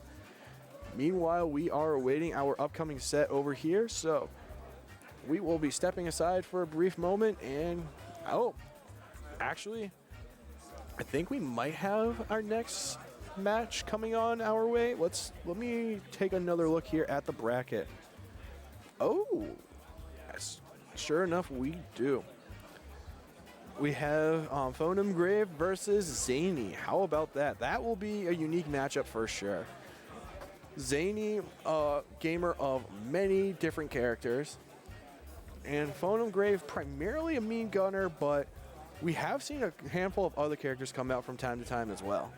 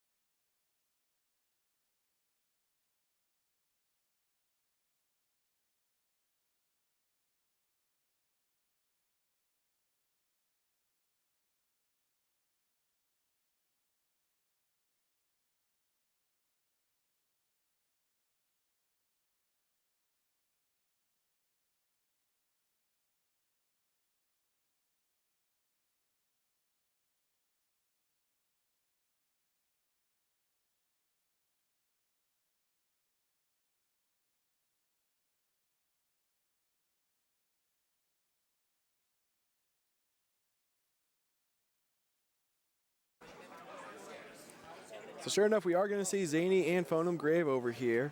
Now, I can't recall the last time that these two faced off against each other. Oh, wow. They've only played each other once. I'm actually thoroughly amazed by that. And it ended up going the full distance, a 3-2 set in favor of Zaney. So we shall see what will happen today. We have zero guarantees about anything today, folks. So let's see here. Sure enough. Oh, looks like we need to make the character real quick.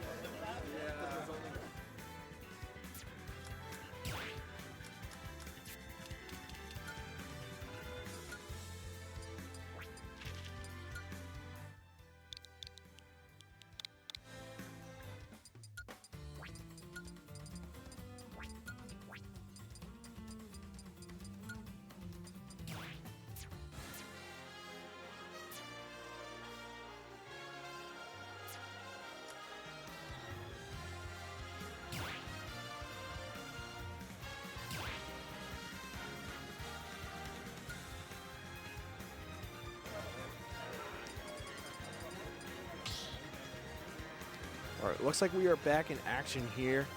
Looks like just some controls getting to get made. Always good call.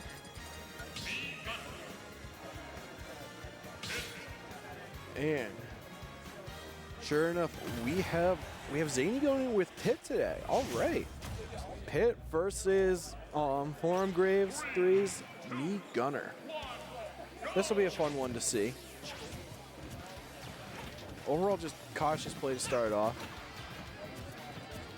Zaney has a peculiar Pit where they really don't go like super involved into things, but then as soon as they get a hit, they know exactly what to do from there. Well, we're seeing that so far.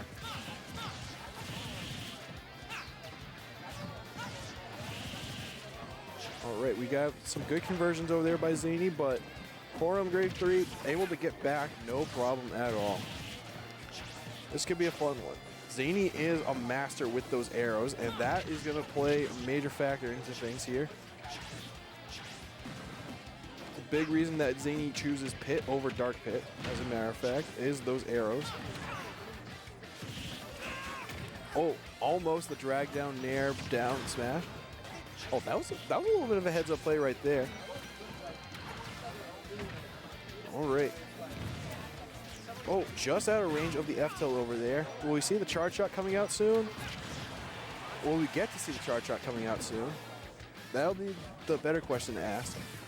I feel like it's going to come out sooner rather than later, as soon as there's some cornering. And just like that, the B reverse charge shot reverses the situation, and Zaney is the first one to lose a stock so far here. All right. Oh, back air, not quite converting. Up air might have connected over there. Zaney, excellent patience in the air. One of the perks of Pit, you have many, many jumps. Now, dash attack, that will close it out. That's one of the flaws that some people will say that Pit has, is that they don't have excellent kill power in many ways to close out stocks. But if you can get past that part right there and you have a good combo game, this will be a good character for you. And Zaney has a tremendous combo game.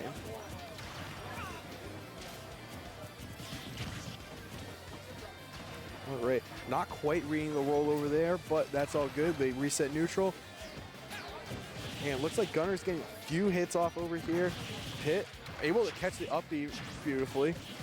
Okay, Pit able to get some nice little damage back over here. Pit has zero problem getting the damage, just a matter of finishing it off from there. So we shall see. Also, not a lot of approaches taking place overall in this matchup so far. None really expected, as Gunner, as the character's name suggests, wants to keep their distance, and Pit, honestly, not super eager to go in either. They'd much rather bait and punish you out.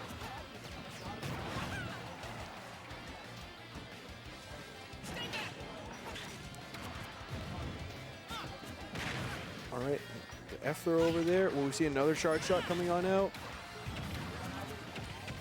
We shall see.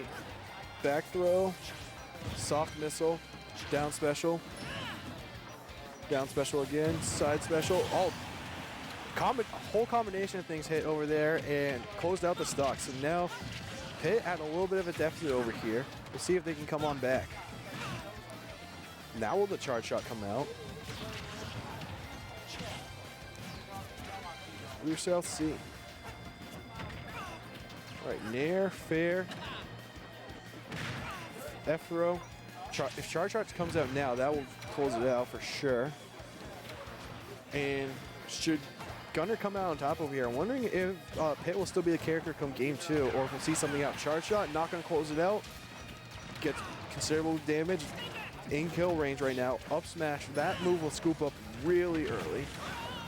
Okay.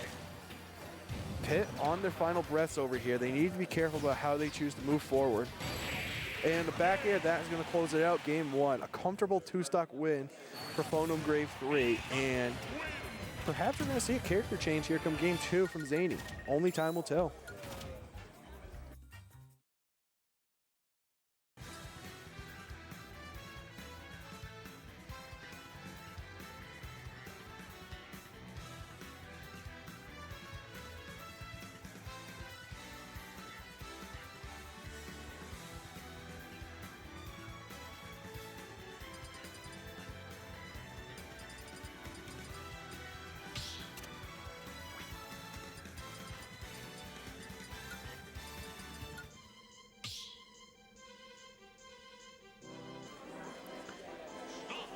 And here comes the moment of truth. We see Gunner, and now, oh, Banjo? Banjo? Hey, yo, Banjo, let's go. Banjo game 2, I am all for this. Banjo Kazooie versus me, Gunner. I'm not gonna lie, I don't know if this is a matchup that I have ever seen played in any, on any game ever, but hey, you know what, I'm all for it. Oh, there's a drag down nairs already. That's 0, I love it. Here we go. Wonder Wing early on. Honestly, I like that we use the Wonder Wing over there. That'll be a big one here, is when we talk about resource management, how are we going to use the Wonder Wings? Nice little ballot play over there. And then Nair. Oh, just spaced out the grab over there. A Wonder Wing should close out the first stock over here. But not a moment too soon, as here comes Gunner. All right. Again, overall, just maintaining the space right now. Banjo does eventually want to get in on Gunner. Banjo can box fairly well. And that F smash, that is going to cost it right on over there. As great of a move as Wonder Wing is, there are some drawbacks, such as end lag. But nonetheless, Banjo gets 5 fresh Wonder Wings right now. Oh, almost the read right there on the jump. I'm also shocked I'm not seeing a lot of Eggnade coming out of Zaney right now. I wonder why that's the case. F smash, that would have been an incredible call out. And here comes an Eggnade. It's going to knock him up. Oh my gosh. Almost with the read from Gunner right there. F smash again is going to close it out again. And all of a sudden, there's a possibility here that Phone of Grave 3 gets a 3-stock over here, as the conversion misses not quite in the bracket yet. But the up tilt will close it out right here, so no 3-stock. But we have a game on our hands once again. So we shall see who ends up coming out on top. Gentleman's Nair. Okay. All right, watch out, watch out. That was a really smart recovery there from Banjo. Staying out wide, hanging on to your jump, making sure you have a resource back. Oh, wow. The delayed hit on the down special over there doesn't allow for a punish opportunity. But the back air, what a catch. Not quite. Back is to the wall right now for Zaney Banjo. It's not over though, so there is still an opportunity. But the door is closing. I feel like one more back air ought to do it. And also only one more Wonder Wing. If we see another stock, I'd be curious to see how we go about trying to close out here for Banjo.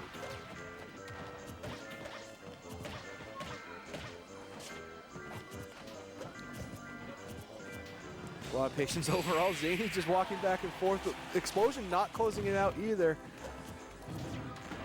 And now, Gunner playing very aggressive right now. Excellent recovery there from Banjo. Back throw, won't kill, but gets decent distance. And that back air will more than close it out. Excellent job by both compares overall, but it will be Phone of Grave 3 closing out 2-0 with solo Gunner and moving on to winter semis. So they are one step away from the top 16. What a set overall. Let's see here, who are we gonna have up next? We have a handful of people who could be.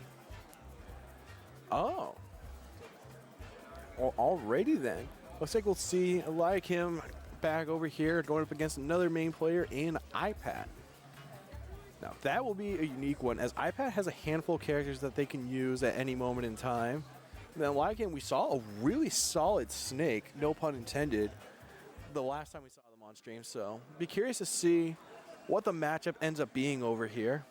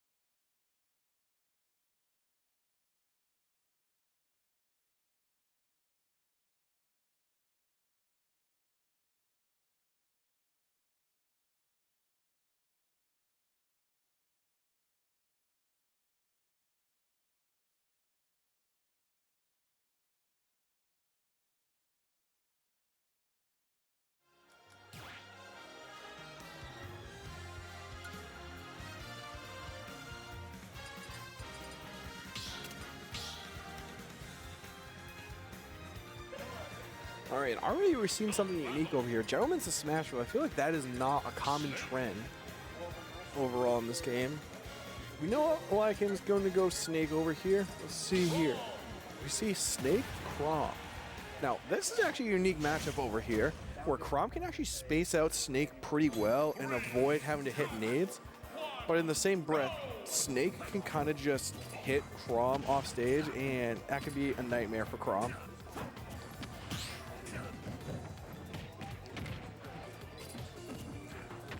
That'll be the story, is how does Chrom fare off stage? Because the other thing is, Snake is relatively safe off stage against Chrom in this matchup.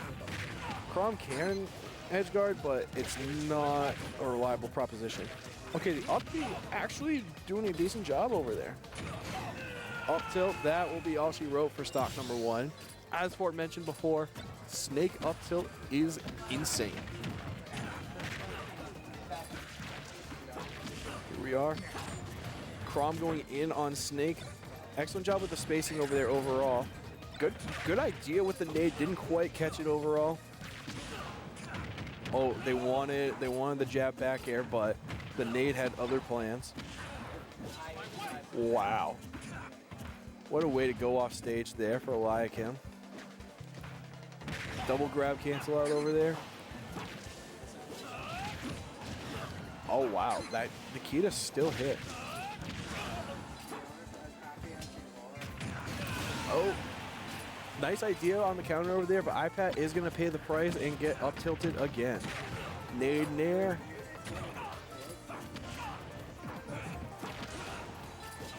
Oh no, not the pineapple, and that will close out game 1. Eliakim with a 3-stock victory over iPat, and I'll be curious to see if we stick around with the Chrom, if we end up going with a different character for this matchup. So we're running it back to Smashville here. Do we stay Chrom? Oh, we go Hero. Okay. This was not something that was on my bingo card personally, but we see the iPat Hero coming out against Snake. Now, Hero does have enough tools to combat against Snake. The question is, will we get access to those tools during the match?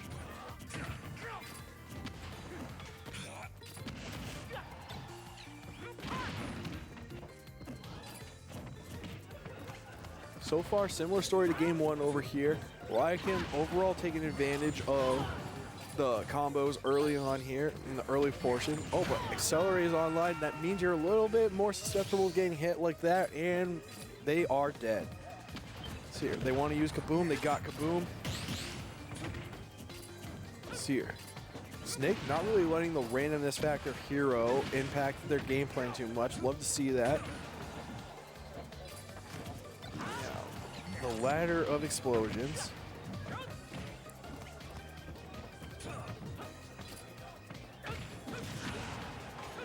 Oh, wow. The F-tilt's still hitting there. Smash or F-throw. Double F-tilt. Oh, that did close it out. Wow. I didn't think that was going to have enough juice to it, but sure enough, it closed out. Oh my gosh, what a piece of work so far. And then the up-tilt. Wow. What a clean 0 to death on final stock over there to close out the set. 2-0 sweep. 6-stock sweep for Eliakim here. Closes out iPat. And I believe they are going to be moving on into the top 16 now. Yes, they are. Eliakim has punched their ticket into the top 16 on the loser side of their pool.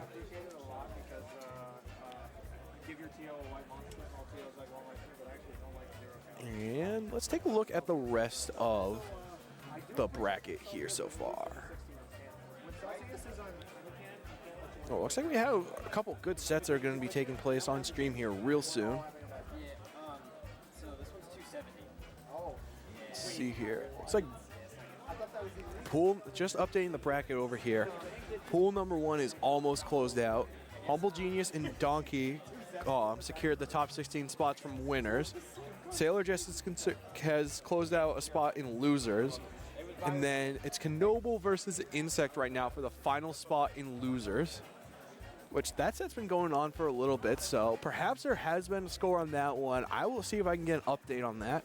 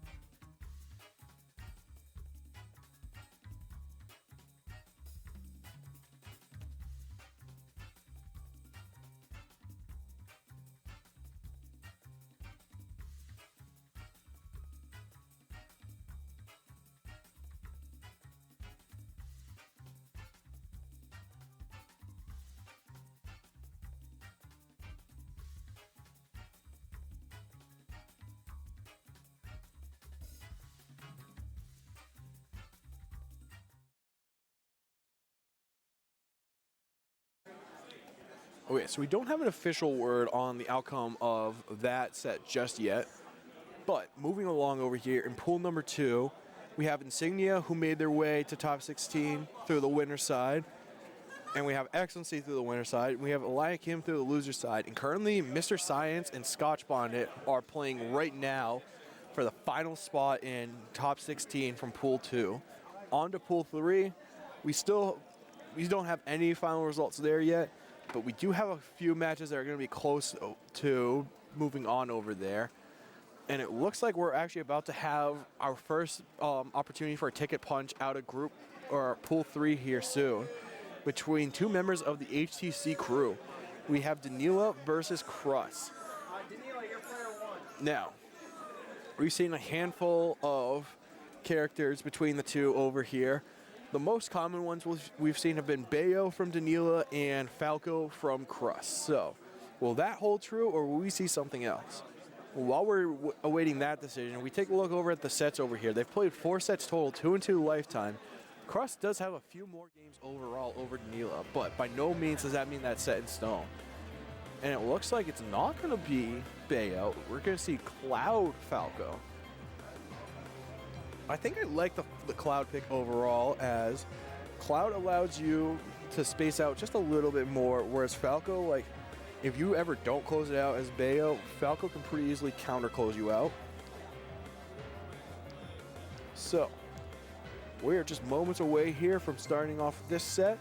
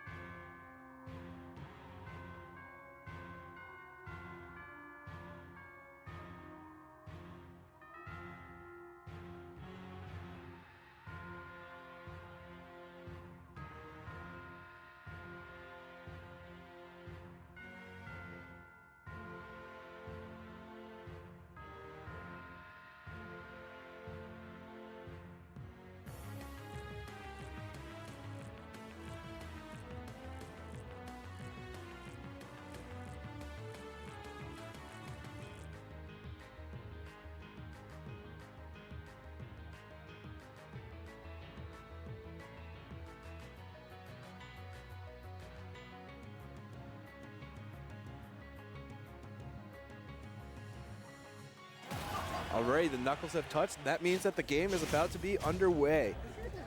The HTC battle over here. I can safely say that somebody from HTC will win. Will it be Danila the Cloud or Cruss the Falco? We shall see. Overall cautious play to start off over here. These two, being on the same crew, have played each other a good amount so far. And overall, I mean, Danila had picked up Cloud not too long ago, but they've made excellent progress with the character. I mean, those are some clean conversions overall, and going up against Cruss, who is somebody who is amazing with their combos as well, especially with a character like Falco that has plenty of combos to spare. But now we have Limit online, so we shall see what ends up coming of that, if anything. No Limit usage there, just the threat of Limit alone made things a little bit different there. Now we reset the neutral over here. Cruss doing an excellent job not pressuring the shield. They know what Cloud can do with shield. Oh, I thought we were going to see the fair there. That would have been so cool. Wow, the rising down air able to reset things here overall. I'm a little shocked by that, to be honest. Down air connecting, but not the spike. But the dash attack will close it out, and that's first Falco stock that's gone. How about that? And Limit is back online. We're not going to see a kill from it soon. Wow. The twirl of the fair still had the animation while the spike took place there. That was incredible. Oh, the cross slash facing the wrong way. Falco almost able to capitalize with the stock over here, but not yet. Turnaround F tilt. Excellent back airs there from Danila, maintaining that stage control. Making life difficult for Falco the instant they're off stage. Falco, we got the red spark. We didn't get the stock yet. The down air, almost timed it up perfectly, but not quite. F throw. We're getting some Limit. Limit is back online. Up B will take it off the top. Wow, commanding lead so far for Danila. Cruss taking a quick second to reset over here and walk back in. Here comes the fair. Doesn't quite close it out. Wow, excellent recovery by Danila there. Is that going to do it? Nope. Down air. Or down throw, rather. Nair. Oh my gosh. Danila is living. Oh, if they did the second part of that, that could have been a spike at 0. But here we go. It's a 2-to-1 stock advantage here for Danila overall, but don't let Cruss hear that. They are currently cooking with gas. Meanwhile, the dash attack interrupts the sauce that they had cooking over there. Okay, using Shine as a combo tool there. You don't see that all the time. Drag down fair. Fair again. What a catch with back air. And then no use of the Limit again. So far, Limit just being a scare tactic overall, but it's working. Another up smash catch, and now the stocks are even once again. Even though there's an advantage for Danila, do not count Cruss out. Cruss is built for these situations. Oh my gosh, the F smash, if that had caught, that could have been a really unfun situation for Danila. The double jump into the Nair. And just like that, it's almost an even game again. What a read. Oh my gosh, wait a minute, the dare almost connecting over there. Still, it's back to neck and neck. Anyone's game. One good conversion could be the answer here. Do we see a cross slash coming out? Do we see an up B coming out? What are we going to see from Limit? Or are we going to see Limit? Oh wow, excellent recovery by Cruss over there. Here comes the cross slash using the Limit. Doesn't get the kill though. Oh my gosh, the back air. That move is going to kill.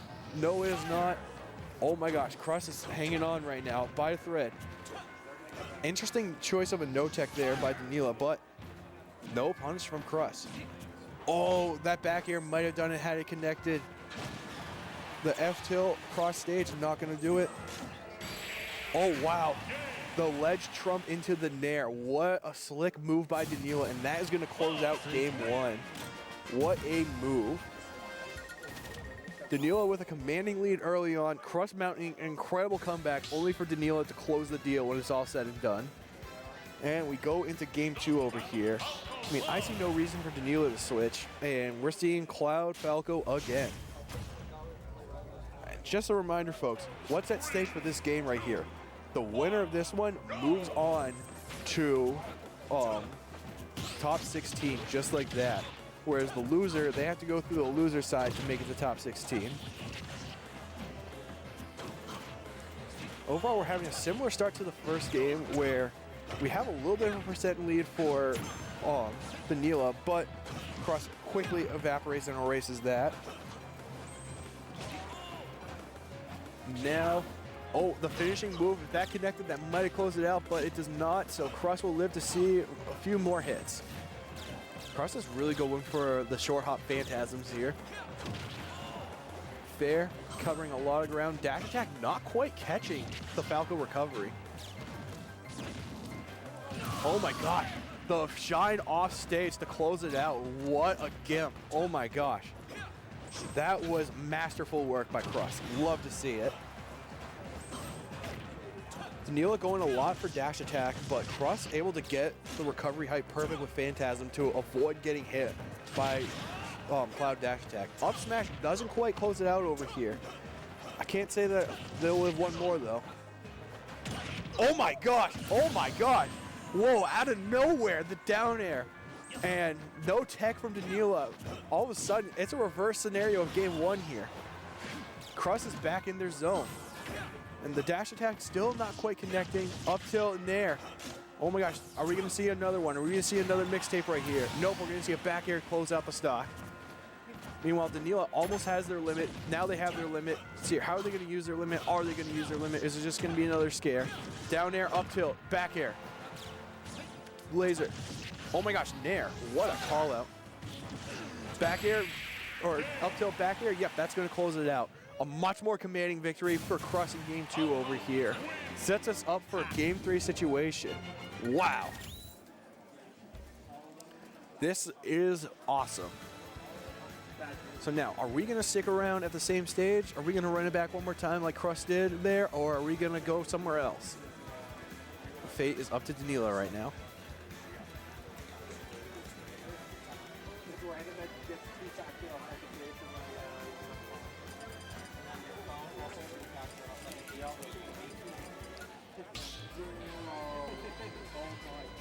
All right, here we go. Do we see the cloud? We do still see the cloud. Wow. Danila foregoing their main of Bayonetta and sticking with cloud all three games here as we reach into game three and we are on small battlefield. All right, let's see here what Danila is able to do with the new stage. Up air. I'm wondering if they wanted up air instead of back air there. All right. Falco may want to be careful. You might lose that shield soon. Nice little mix-up on the recovery over there to use the Fire Falco instead of Phantasm. Oh, wow. Phantasm still grabbed the ledge that low. That was amazing. All right. Wow. A 0 to death here from Danila. And all of a sudden, the momentum is right back in their court. But that does not mean that it is over, as Cruss could be working on a little something themselves here. All right, Danila finally able to answer since the stock. All right, Cruss in his bag right now. Going with Nair, just getting the positioning. The dare spiking from Danila. We get a finishing move over here. That could be a no bueno situation for Cruss.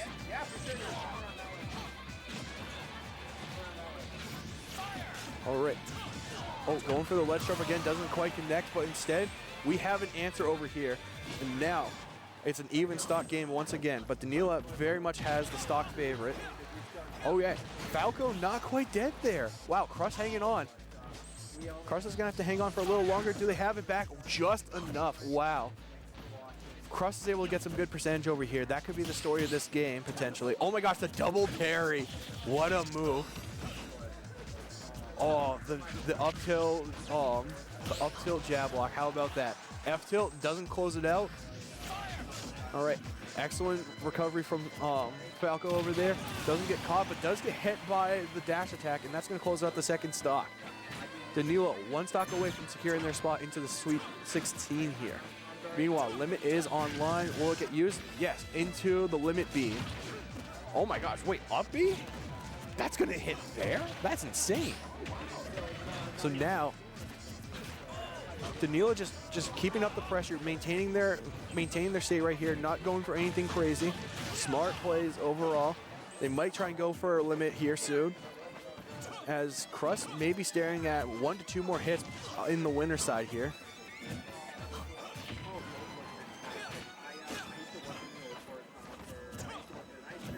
Cruss looking to get something going with the fairs, able to get one connect. Phantasm mixes up the landing, and leaves Danila uncertain of where Cruss will go. F-tilt, all right. Cross slash, is that going to do it? Yes, the untackable stage spike over there. Danila closes out game 3. Incredible back and forth action. The crowd loving the gameplay that they're getting to watch overall. And Danila has punched his ticket into the top 16 bracket on the winner side. Meanwhile, let's take a look elsewhere in the bracket over here. Looks like coming up soon on stream, we're going to be seeing Bigboy versus Lexxure. That ought to be a fun one. We also have Cyel and Wilsondo coming up soon on stream as well. And then it looks like to close out pool number 2, Mr. Science did beat sKOtchbonnet 2-1 to punch the final ticket from the loser side into top 16. And then in pool 1, it looks like Insect over Kinoble 2-0 to punch out the final ticket in the loser side there. So pools 1 and 2 are closed out. We'll have top 16 starting up as soon as pools 3 and 4 are all set. And we already have our first ticket punched from pool 3 in Danila. We don't have any from pool 4 just yet. Pretty soon we're going to have the opportunity to see another one punched out from pool 4 as Cyel and Wilsondo. That is winner semis in pool 3. The winner of that one moves on to the top 18, and the loser has to go through the loser side of their pool in order to reach the top 16. Either way, we're going to step aside for a brief moment over here, and we'll be back momentarily.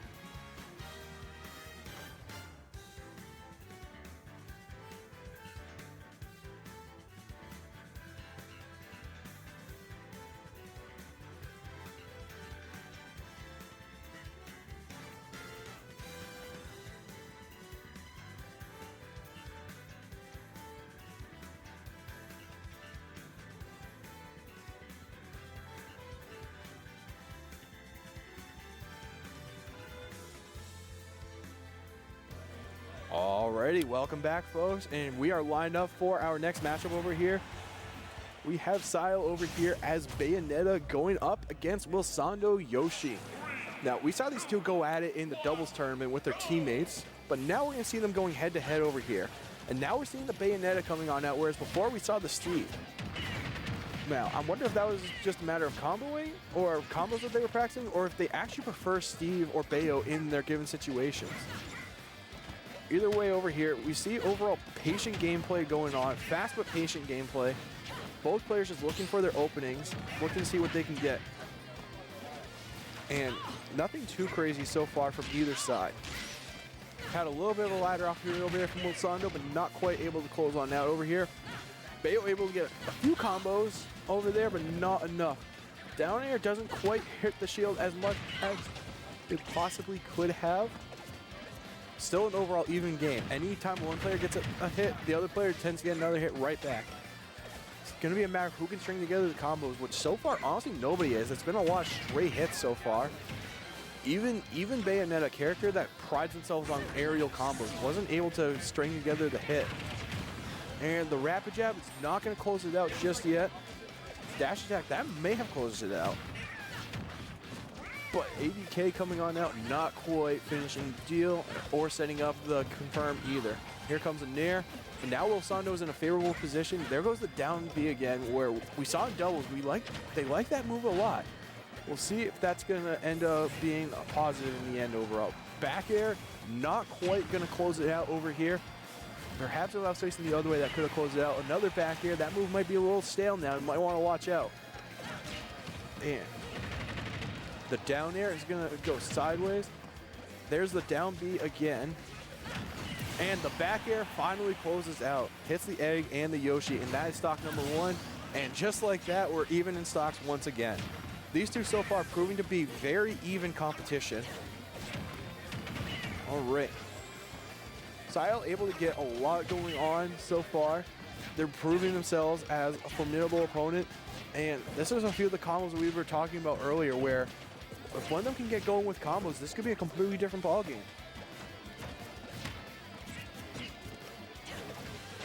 Right, they had a little something going on over there. We'll see if they can replicate that here.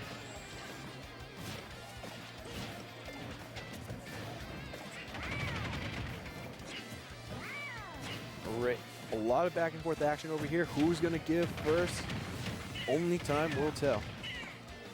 Excellent little string over there from Bayonetta. Now Yoshi might be in kill percent. Not from a back air from center stage, however. Oh, almost the charge gun. Will the rapid jab close out here? Yes, it will. How about that? And now, Cyel having a comfortable lead here so far in game 1. And here comes a little bit of a combo, but nothing too spectacular. A clean 21%. We take all the percent we can get. Now, oh, Wilsondo, they wanted the egg spike, but didn't quite get their opponent to fall for it, but that is okay. There goes the Nair. Up tilt, not quite connecting. Back air connecting. Oh my god. Wait a minute. Oh. If they could have connected on that, that might have been a crazy reversal. All right, Wilsondo needs to get a little momentum going over here. Otherwise, Cyel's going to take game 1 comfortably. And now they are one good move away. No, that won't quite do it. Not high enough. But the rapid jab again, is that going to close it out? Yes, it is. Game 1 going to Cyel, Bayonetta. A comfortable 2-stock lead. The first stock, the two of them were going really head-to-head, pretty even overall. Then Bayo really took over and dictated the flow of the action from there. How about that? And now, let's see here. I imagine Wilsondo will stay his character. Whereas, will Cyel stay Bayonetta? Only one way to figure out. Here, we are going to Smashville over here. Are we seeing the same characters from before? We see Bayo, and we see Yoshi. We sure do. All right, game 2, here we go. Running it back, Bayo, Yoshi once again. Who will come out on top? Now, as far as the stage goes, I mean, I think this is a good call overall for Yoshi, because they like the center platform over there. They have a little more combo opportunity. But Bayonetta doesn't necessarily dislike the stage either.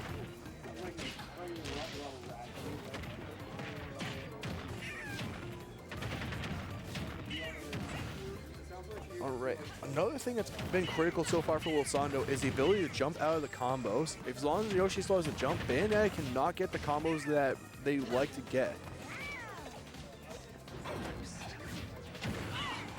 Now, we see Wilsondo looking to find a way in. Looks like Cyel has done a good job discovering their patterns on how they want to get in and get their hits, while also denying them in the process. Was that a turnaround tongue attempt? Turnaround neutral special attempt? That would have been crazy. All right. Now, both characters at kill percent, and Yoshi's stock goes bye-bye. First stock, credit to Cyel over here. Here we go. Oh my gosh. Oh, if that was a side B there instead of the up special, that might have been one of the Bayo combos. But not quite. You see ABK coming out a good amount. Smart move to not tech over there, instead just land off the platform. We see that happen a few times with characters. Yeah. See, Wilsondo not quite closing it out. Still loving that down special. Hasn't produced many positive results so far this matchup. Oh, but the egg into forward air. How about that? That might be the momentum stock that Wilsondo needs to come back into this. Of course, right as I say that, oh my gosh, they almost got off the top over there. Wilsondo able to get out with an air dodge, but not quite enough. And there goes F-throw, the power guns. Just spacing it out with the back airs right now. We'll see what ends up happening. Wilsondo getting a little something going here. Not a lot, but maybe just enough. F-throw, power guns. Oh, opportunity right there. Back air, cross stage, not gonna finish it out. Oh, the egg roll. Not the egg roll, no. Not like that. I don't think that's what Wilsondo meant to do, but that's gonna be the stock right there. And now, can Cyel capitalize on the mistake that his opponent or their opponent has made? We shall see. All right. We have some aerial combos going on over here. Classic Bayonetta stuff going off the top over here. I'm wondering if the up B could maybe gotten them in a position to have the success over there. Oh, the egg. What an egg. Oh, but they get back. Wow. And we see Cyel going a lot for the up air over there instead of...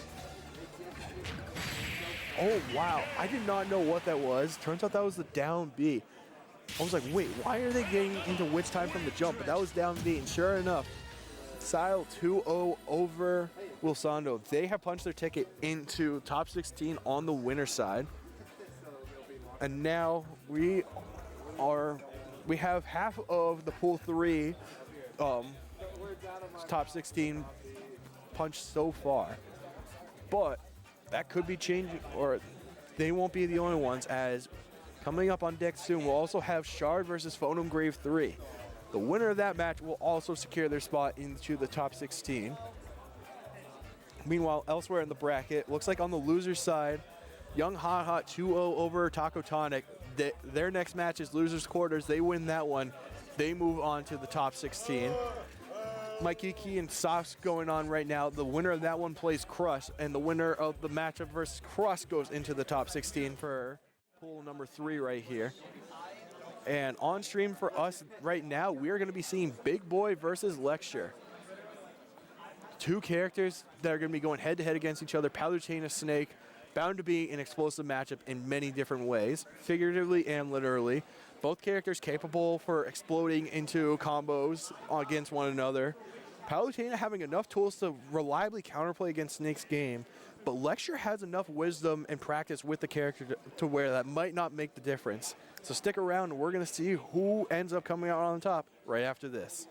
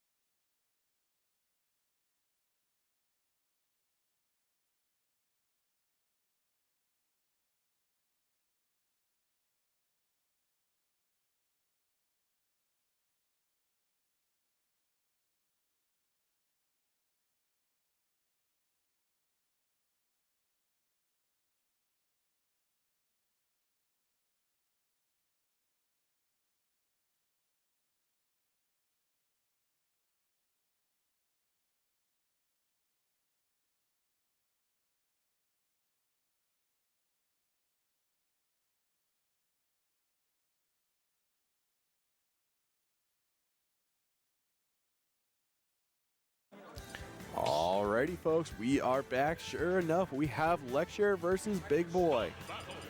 Snake versus Palutena. A matchup that can go many different directions, as aforementioned. The two players only having played each other one other time, with Bigboy coming out on top. We will see if that is any indication of what we have today, as the two go head-to-head to secure a spot in the top 16. All right. We see Lexxure playing his nade game, going high.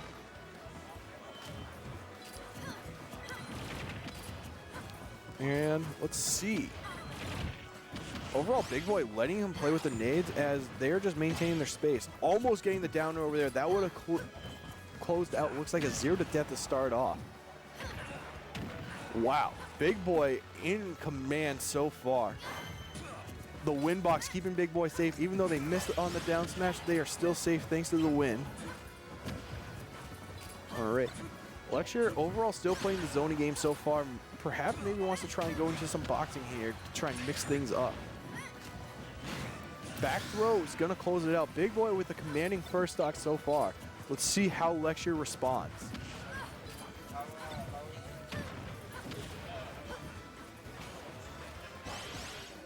Oh my gosh. Oh my gosh.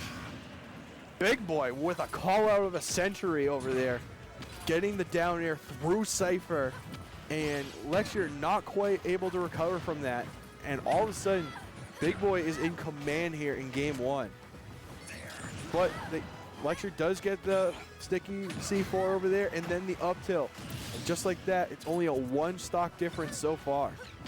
Lexxure is capable of having 1 stock become 2 stocks, become 3 stocks in the blink of an eye just like that. And he's going to need that if he wants to come back here. Here we go. Drag down up air. Okay. Palu overall playing it smart so far. We have another sticky online. And not quite a follow-up from there. Good effort from Lexxure either way.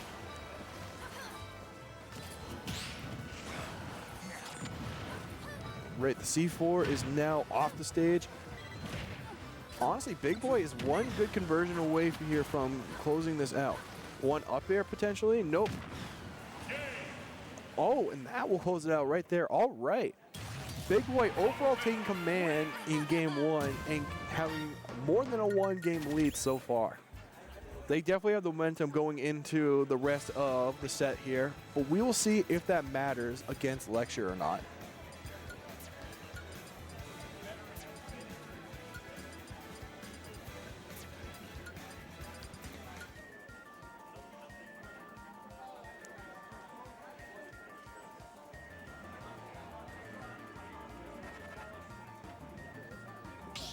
All right, we're going back to small battlefield over here.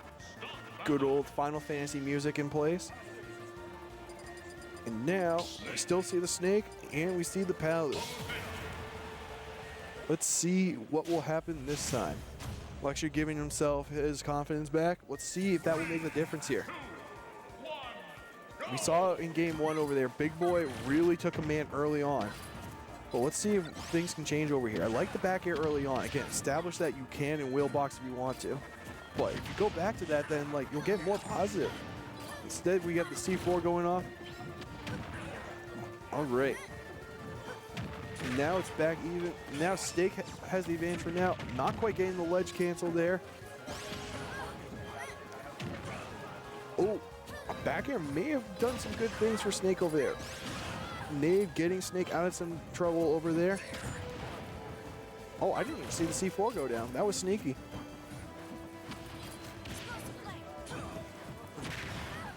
All right. Here comes Nikita. Doesn't quite connect in time for Lexxure to capitalize, but here comes another one. Excellent play over there, forcing Bigboy to mix up the options. Almost catching with the up air over there. Lexxure getting out of there just in time. But the up air will close it out here. All right, this one's much closer. But Bigboy does have the lead so far. All right, dash attack.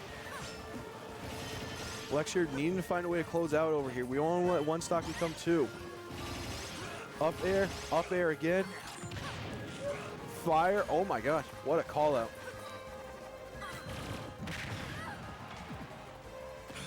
Oh, the charge of the up smash. Nice little mix up there from Lexxure. Doesn't quite get to capitalize on it though. What a back air. Does it work? Not quite. Lexxure able to get back. Bigboy not able to, but Bigboy still with the lead here so far on the second stock. And one back air, and just like that, it's a clean one stock lead right now. We shall see what the future holds here for Lexxure, and if he's able to make the recovery and force a game 3. Fire comes back. Oh, great job getting around the grenade right there. Back air. Oh, almost into the nade, almost a combo opportunity. Down air. All right. Big Boy's just throwing out any aerial they want and seeing what combos could possibly come from that. Loving the ledge cancel over there from Big Boy. And the double nade into Nikita. Oh, great job with the back air over there, hitting both Snake and the Nikita to keep yourself out of trouble. I love that. Auto reticle getting a little more damage. Snake up tilting his own grenade over there. Back air. Snake doesn't have many more hits to live over here. Back throw is going to do it right there. Game, set, match. Big Boy with two stock victories, and they have punched their ticket into the top 16. Wow. Big Boy taking what looked like it could have been a really close matchup on paper and really taking control throughout, securing their spot in the top 16. And they are now the second member of pool number 4 to make it to the Sweet 16, as Shard won 2-0 over Phonem Grave 3 to punch their ticket into the top 3 or top 16 as well. Mimeanwhile, elsewhere in the bracket, we have Zaney and Vank going on in pool 4. They have the winner of that one has a chance to move on. We're going to have Miikekey and Cruss playing over here. What are they playing for? Oh, this is for the final ticket in pool 3 for the top 16, as Young Hot beat Wilsondo 2-0. So, pools 1 and 2 are set. Pool 3 is about to close out, and then pool 4 will be the final one right here. But first, let's close out pool number 3. Interestingly enough, these two have never played against each other. We know Miikekey as a solid villager player, and Cruss likely going to go with Falco here. This is not a matchup that I have seen too much in practice. I'll be curious to see what the different interactions are, where Pocky comes into play, where Reflector comes into play, and really what the offstage looks like as well, as Miikekey does a sneaky job of getting in aerials against you.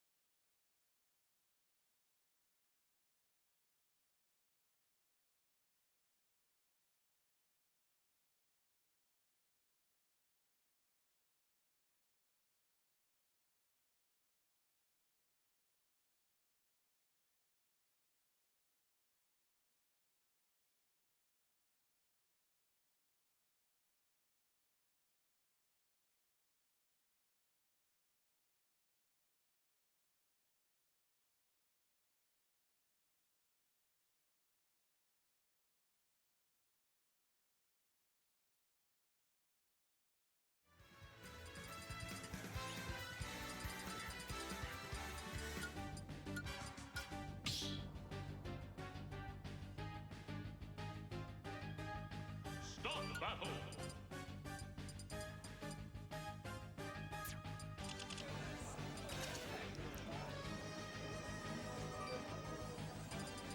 Villager. Falco. All right, and sure enough, as predicted, we are going to see Villager versus Falco over here. once again, what's at stake? The winner of this match moves on to the top 16, and the loser is eliminated. This is the final match in Pool 3 before we are fully into the top 16 bracket. Well, we...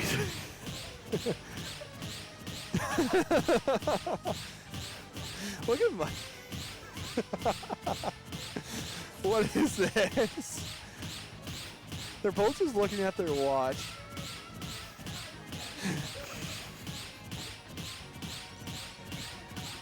Folks, if anyone needed to go to the bathroom, grab a quick snack or anything like that, now is a tremendous time to do that. As you just see a lot of parries going on over here. What is happening?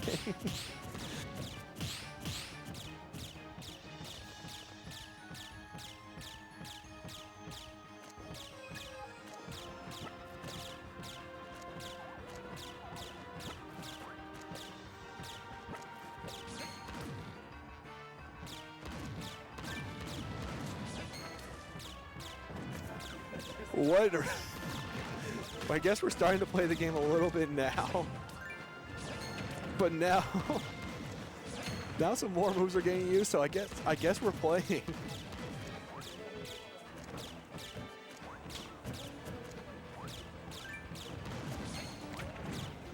So for those of you who may not be familiar with competitive Smash at home, this state right here is what we call the neutral state, where no player is really in on the other player more than the other. Nobody's really holding the high ground per se. Both players are kind of just feeling each other out, going for the stray hits. But then when somebody gets in, that's where the action will occur. All right, and sure enough, oh my gosh. Now we see some action starting to unfold over here. And Cruss, again, obviously having the percentage advantage so far, but here comes the lasers.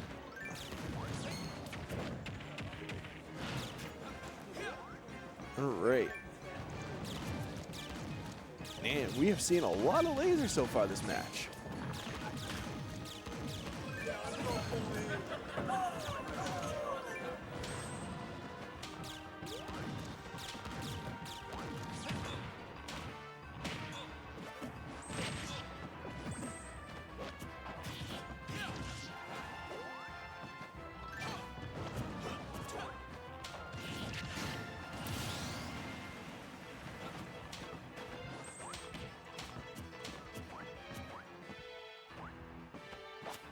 All right, and I'm now being joined on the mic by Bigboy. Bigboy, how are we doing? He said he didn't want to solo calm this, and I said this is riveting gameplay, and I have to sit here and watch this. This is Colby at his peak.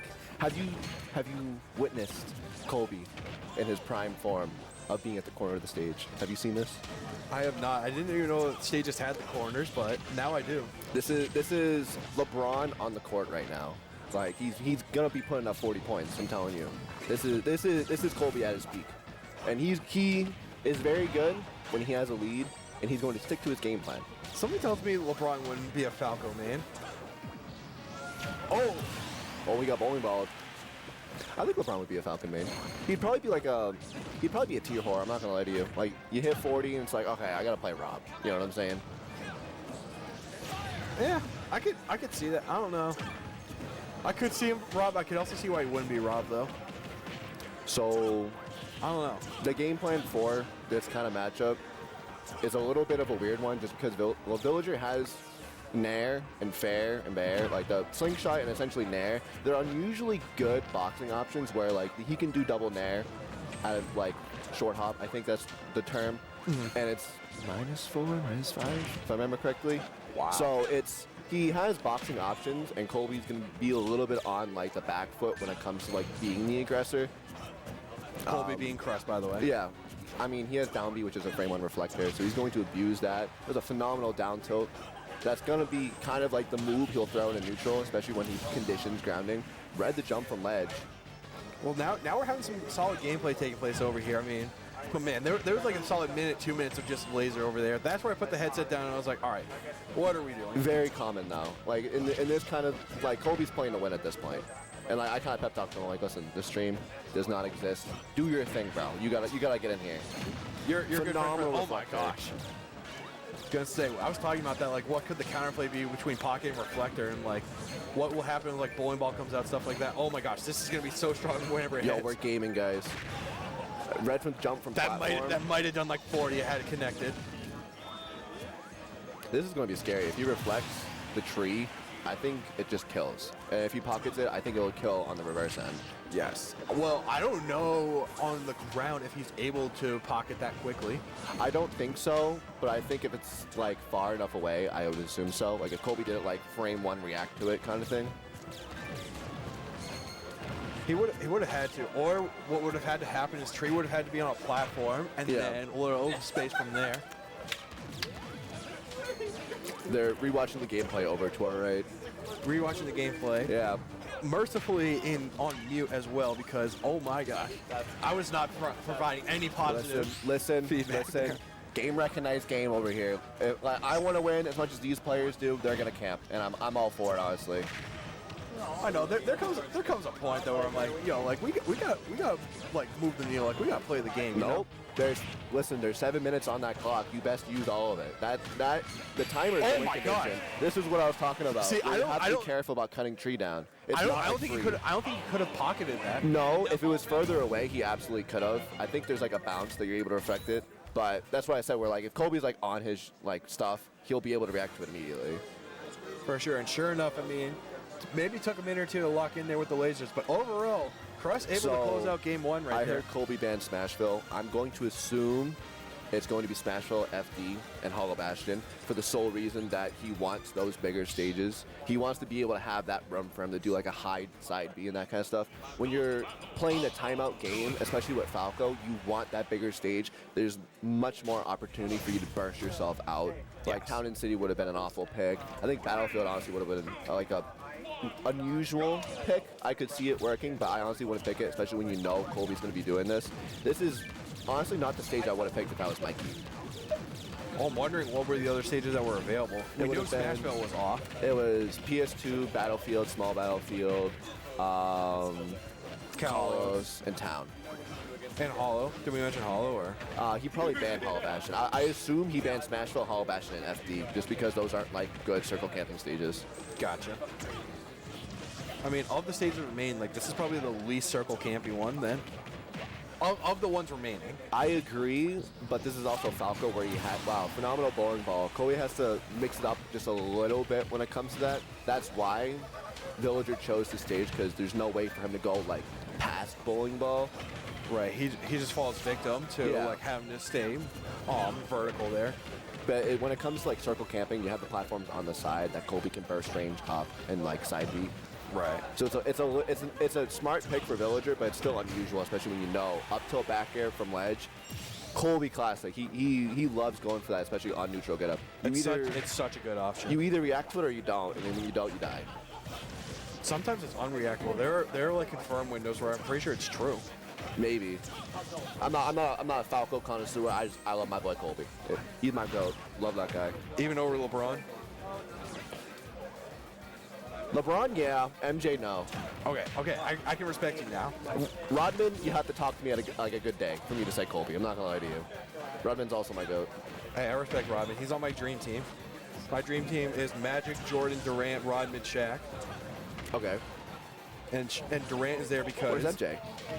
Jordan. Oh, okay. No, I was Magic, sure. Magic, Jordan, Durant. Okay. I'm choosing Durant because most lethal scoring threat ever. Michael Jordan's now your second most feared option on that team from a scoring standpoint. Because Kevin Durant is that dude. Well, he is him. He is him. We gotta be careful of bowling ball now. And the tree. And the axe. What? That all hit? Oh my gosh. How about that? Holy money. Oh yeah, you got your payout from double. Attaboy. Yeah, I had to babysit Adam the entire time. He does not know how to play doubles. I'm gonna be so honest with you. Adam Insignia, he full hop forward aired, and I had to play babysitter. And I'm like, listen, you can get comboed. Daddy will save you. Daddy will be here. Attaboy, you're a good father for that. All right, what will be the edge guard option? Back air, very smart. So Kobe does not have the % lead. He's probably going to play patient just because he has the luxury of the 4 minutes. I don't think Miikekey has the discipline for him to play the patient game, especially when he's up. So this could definitely like still be in Cruss's favor. Oh, interesting choice of the downturn up there instead of bowling ball. Wow. Oh, wow. Fire Falco saves lives. More so than Bigboy in doubles. Yeah, he's chasing just a little bit. I think Kobe needs to like bring it down, go back to like laser camping. Or at least just like letting Villager call the shots, because right now Villager's just doing a bunch of the broken retreating Oh, options. wow. The tree ate the laser on the up throw. I mean, they do say money trees is the perfect place for shade. I think Kobe's fishing for down there. Oh, yeah. That's game, yep. Ever since that a little became bit of confirmed. unusual. Yep. You know what? Maybe camping was the right call in game 1 after all. Camping absolutely was the right call. Like, especially when you know, camping. I'll say it. It's a bitch made strat, but it's one of those strats that if you know your opponent is not disciplined enough and you know that your opponent is just going to run in, it's extremely viable. You need to do that. You absolutely do, for sure. I'm just now catching out on the chat right now, just seeing what has been going on since the laser camping. I think this might be Colby's last time on stream. We're on VGC newly. Yes. And then he does this. Phenomenal showing though. Absolutely. No one does it like him. Frankly. There only is one Cruss, that's for sure. Yep. And we're back at it. We are back at it indeed. I'm a fan of PS2, especially for this matchup. I think it's like neutral enough, but it's also just like a comfort pick for like both players. It's not like PS2 is in that weird stage of like the meta where it's just the comfort pick for people, and people would rather be comfortable than like trying out new stuff on like different stages and stuff like that. At least at like the mid level that like we're at. Yeah, it's also just like a stage where like not too many characters get a gross advantage or disadvantage, really. Not too many. There are some, but not too many. There's a couple characters, and there's a lot of like players too that like Cabela in New Hampshire. I'll never take him to PS2 or Small Battlefield ever again, just because of I know he has the set play under the platform for his ledge trapping. When you take that away from him, the matchup becomes a little bit of like a different ballpark, if that makes any sense. So it's more of like a player pick. If you know someone's super comfortable on the stage, don't take them. That's more of like a top player thing. Like if you're like playing them round 2 or round 3 in winners, don't gentlemen to PS2. Just do bans, please. Phenomenal back here. One in doubt, ban it out. And yeah, no, having played many games with Cabela, I know exactly what you're talking about over there, especially those gyro setups. They go both ways, they really do. I honestly just want to take Rob to PS2. I think the platform layout is like too comfortable for gyro setups. I mean, there's definitely gyro setups that they have comfort with there. That being said, though, I mean, like, not a lot of space for them to run, so like, yeah. But like also with platforms, like depending on who you play, like if you want to circle camp Rob, like you can circle camp Rob. Wow, fair clang to a tree. That's crazy. Colby fishing for a dare setup.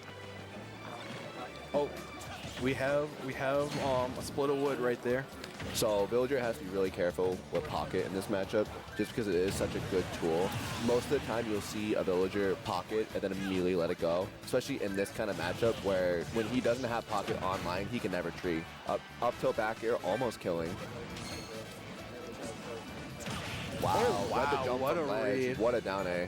Falco's dare is one of those moves that like doesn't look that great, but then like you actually like see like what it does. You're like, you oh look my at the gosh, frame this is data, you're like, incredible. oh, that's stupid, yeah. Now Yeah. Colby needs to take it a little bit on the slower side for him to be able to close this one out, in my opinion. I think if you get too aggressive against Villager, especially when you are up a full stock in 55, 59, I think that's when it gets a little dangerous. Bowling ball. See what I mean? Just what we were talking See about what right I mean? there. That's where you have to be really smart in your recovery against Villager. Otherwise, I mean, that bowling ball is just one of the freest kills possible. Especially when you recover a little bit on the lazy side. Like, he was a little bit in checkmate. There was like maybe 1 or 2 things he could have done, but He put himself there. Like he wasn't he wasn't put into that situation. Like he sent himself there. a lot of Falcos, they'll just like D-reverse out and they'll be able to get like the weird like diagonal angle for it. They can either mix up going diagonal or going straight up. Did he reflect the water? I think so. I think he did reflect the water. Well, I think he was trying to. Yeah. I saw it earlier. Like you can reflect the tree popper because I think that's considered a projectile. All right, going for the up throw, up air. Does it finish? It does. Wow. No. Phenomenal it DI, doesn't. DIing right out. Excellent shine right there. Wow, going super far off stage, looking for the down air, forward air. Is that going to do it? Yes, that is going to do it. How about Cruss that? closes it out. That's my GOAT. What about That's that? my GOAT. What a set overall. A unique start to the set overall, but excellent gameplay across the board. 2-1. Big shout out to Big Bog for hopping on the mics with me. Big fan as always. Absolutely phenomenal. Riveting gameplay. Got you. Go cheer on Colby now. And just like that, Pool 3 has closed out.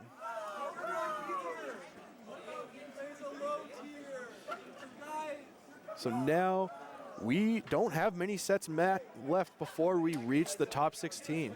We only have 2 more tickets to punch. We have one set happening off stream right now. That's Absolute and Chudley's